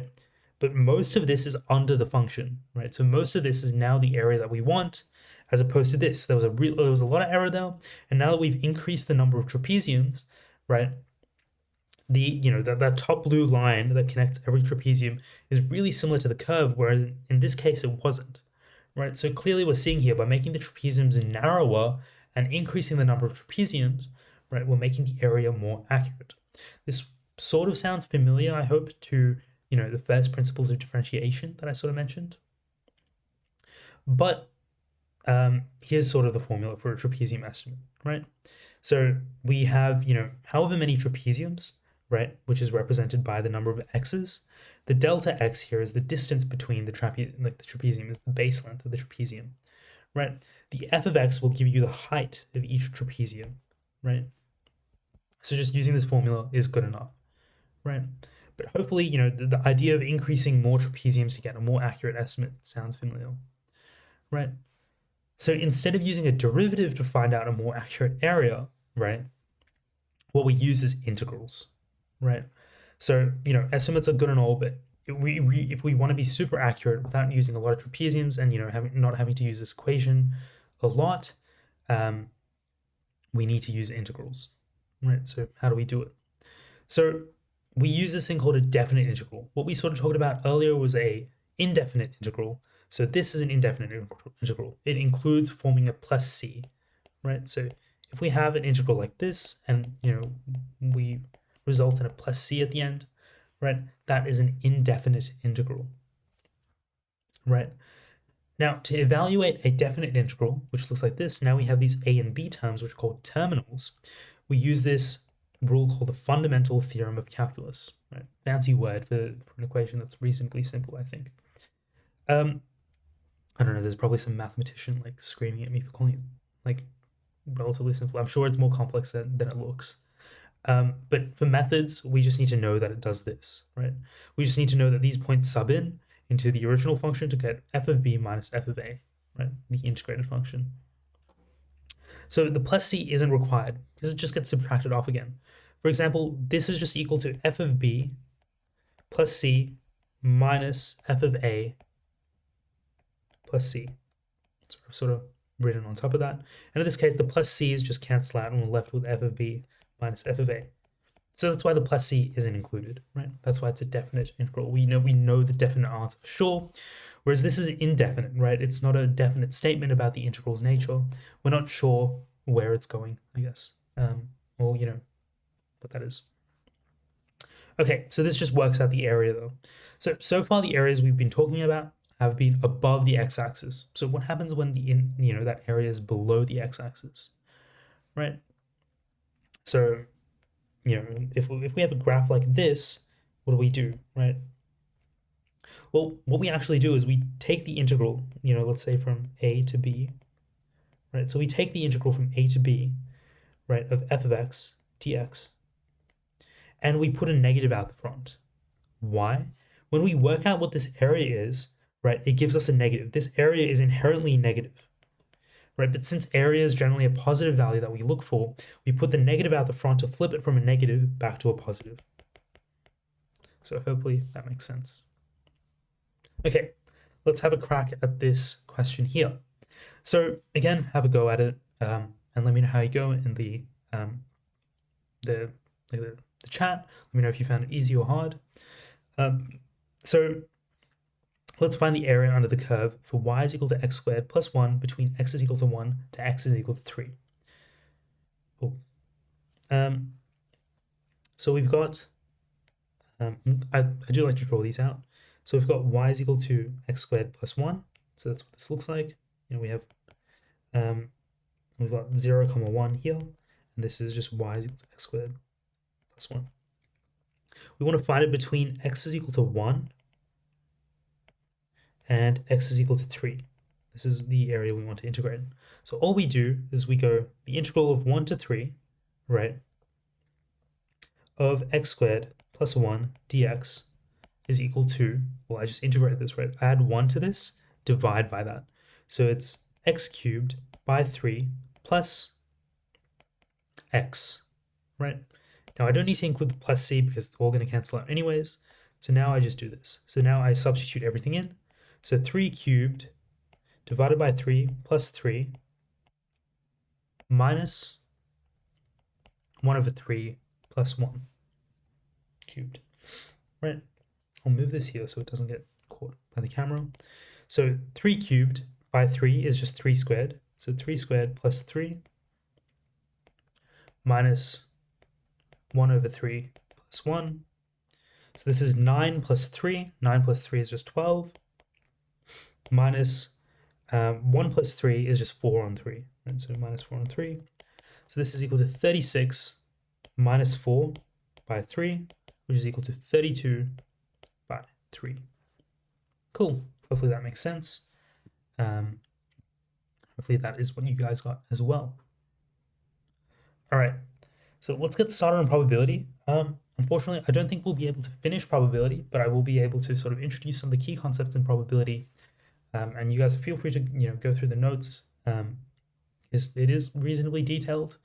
But if you do have any questions and there aren't any concepts that don't make sense when you're going through the notes yourself, please shoot me an email. Okay, so let's sort of talk about the definitions in probability. So consider a scenario, right? You're going to roll a fair six-sided die, right? So the rolling of that dice is a random experiment because you don't know what the outcome is going to be. It's entirely stochastic, right? You just throw it and you let nature take its path, right? And each experiment has 6 different outcomes. Each outcome corresponds to each side of the die. You can get 1, 2, 3, 4, 5, or 6, right? And the outcome is a possible result of a random experiment. So these are just some terminologies to know. And the event is a group of possible outcomes, right? And the sample space is a set of all the possible outcomes. So in this case, our sample space, like I mentioned before, is going to be 1, 2, 3, 4, 5, and 6, right? Because those are just any one of the outcomes that can occur. And the curly brackets that are used in this case denote a set, right? Very different from the different types of brackets you've been exposed to, like as the square brackets and the round brackets, right? These are different. These just denote a set. Some set notation, which I hope you guys are quite familiar with. You might have seen it in function notation as well. So intersection is the list of outcomes that are in both A and B, and it's reasonably useful to represent that with a Venn diagram, right? So intersection is that shaded area there. The union is the areas that are in A or B, right? So it's not super specific. So it's either in A or it's in B. So this is A or B, right? The complement of A are the outcomes that aren't in A. So if I have A on the left here, the complement of A is B and everything, around A, as long as it's not touching A. A null set, or a 0 with a dash through it, is a set that is empty. So that would just look like this, right? Kind of sad, nothing in it. And epsilon is just used to list the whole sample space of a random experiment, though I don't see it too much. So I wouldn't stress about it too much. I haven't really seen null set that much either. I've maybe seen it in one question or something. It's not assessed too much, but union and complement and intersection pop up all the time. So if you could only memorize 3 of these, I'd say just memorize intersection, union, and complement. But I would recommend knowing all of these regardless. Okay, let's sort of practice our set notation and figure out what all of this is.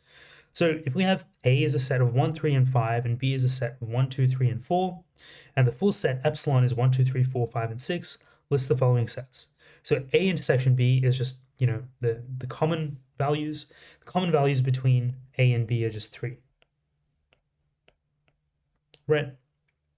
Sorry, I suck at doing the squiggly lines. What about A union B? That's just all the values in both of them without repeats. So we've got 1, 2, 3, 4, and 5. Right? And not A is just everything or complement of A is just not A, right? Anything that's not an A. Right? So it won't be 1, 2, or 3. It'll be 4 and 6, if I'm not mistaken. So hopefully that makes sense. Okay. Like I showed you guys earlier, a way we can visualize these sample spaces are through Venn diagrams, right? So the probability of A is just given by the yellow bit. A intersection B, like earlier, is also just given by the yellow bit. The intersection between not A and B is the yellow part.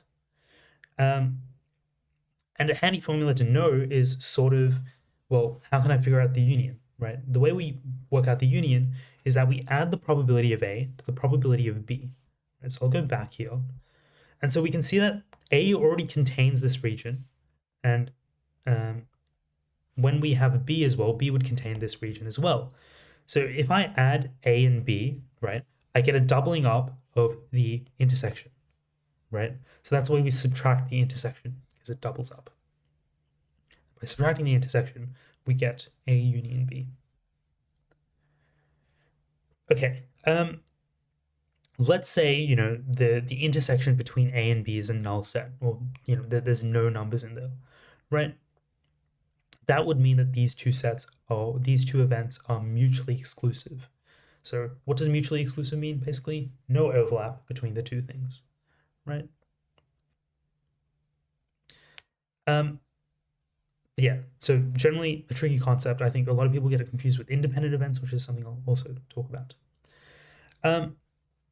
With Venn diagrams, we generally put a box around the Venn diagrams, like so, and that contains events that aren't outcomes that aren't part of either event, right? So, from the question earlier, the same sort of sets that we're using, we can see that, outside the Venn diagram in the box, in the common area of 1, 3, in A, we only just have 5 that's unique. In B, we have 2 and 4, but we also see we have 6, which is not included as part of any of these sets. Okay, how do we work out the probability of something happening? So these are some of the fundamental properties of probability. So the probability of an outcome is the number of favorable outcomes divided by the number of total outcomes. For example, if I flip a coin 10 times, right, and I'm trying to, let's say my favorable outcome is the probability of getting, getting like tails, right? If I got tails 3 times, let's say it was like an unfair coin that's like being weighted. If I got tails 3 times out of the 10, the favorable outcomes was 3, total outcomes was 10. So the probability of tails is equal to 0.3 or 3 on 10. Either or, doesn't matter. The probability of all outcomes must always be between 0 and 1.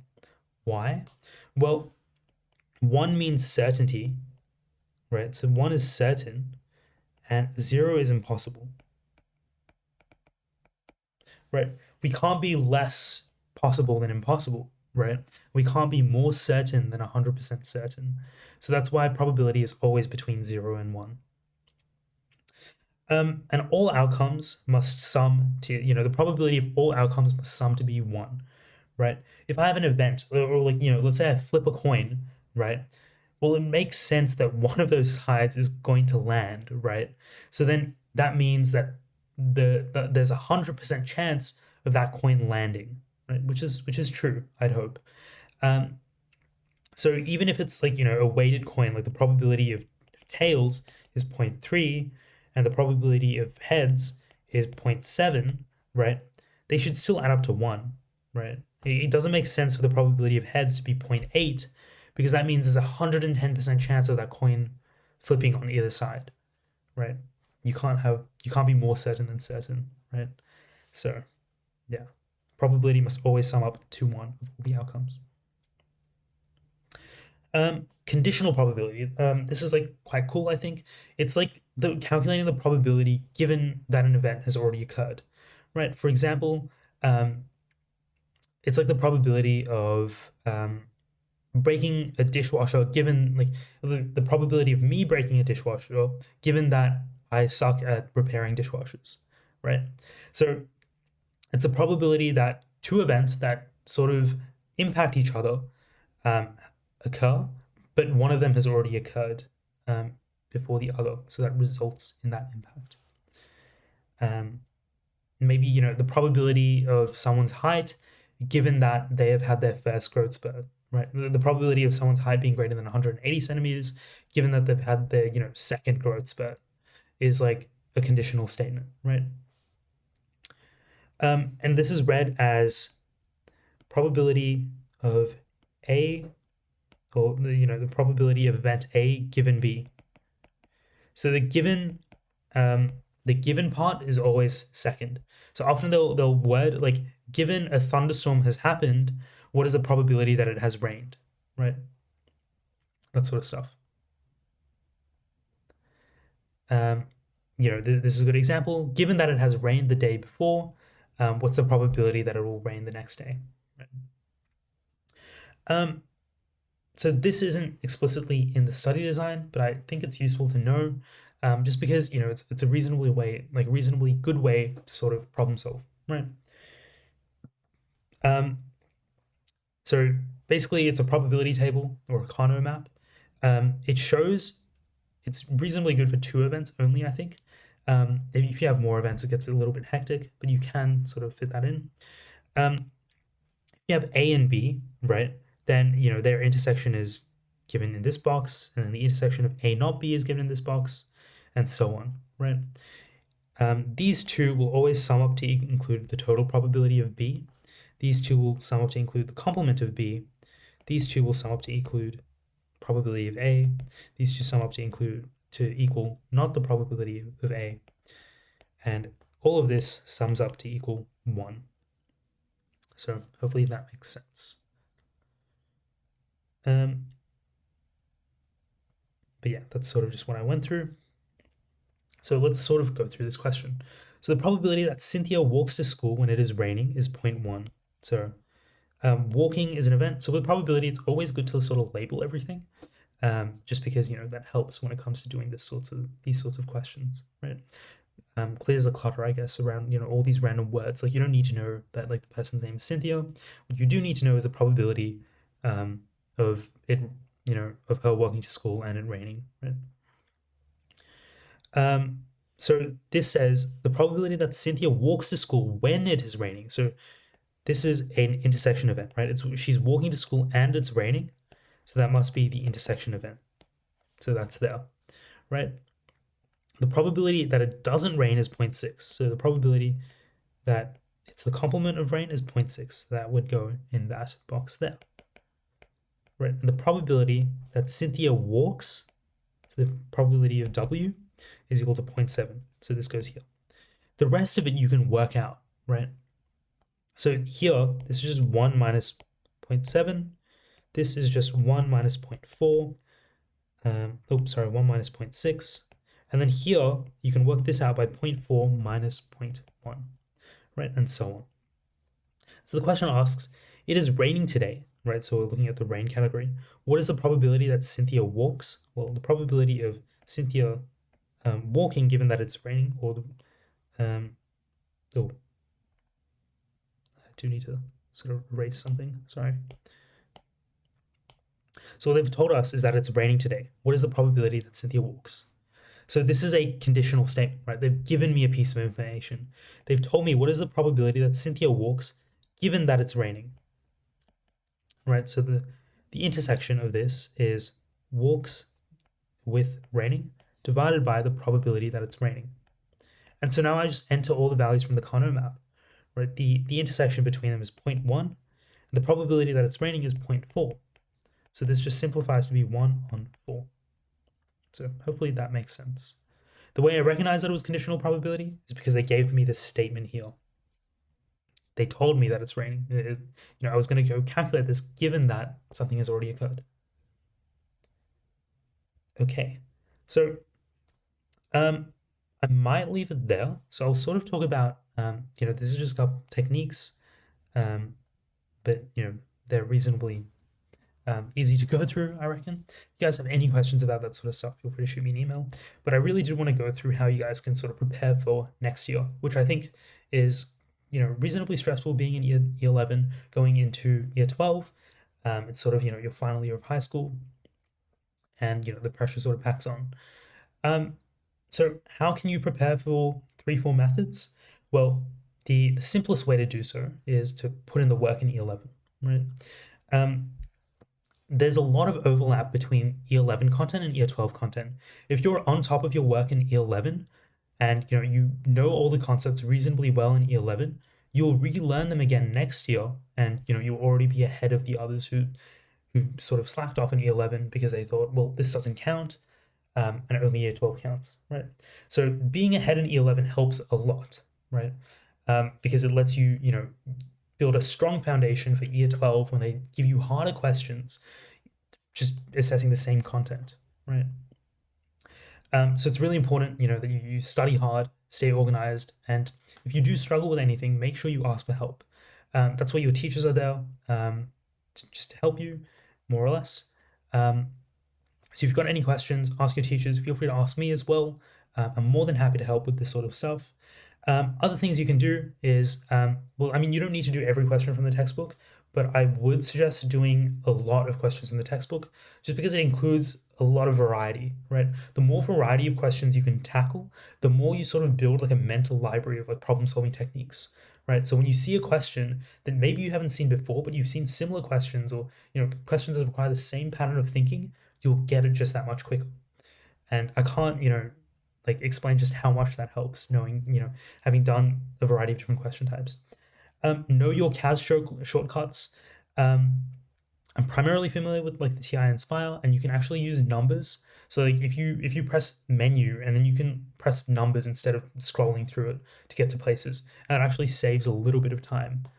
Um, and try not to use notes during practice tests, and that just simply lets you know what you need to revise. Another thing I'd suggest is also making a mistakes logbook. So as you go through year 11 and go through year 12, collect mistakes you've made, more or less. Like every time you get a question wrong, figure out why you got that question wrong and collect it and put it somewhere.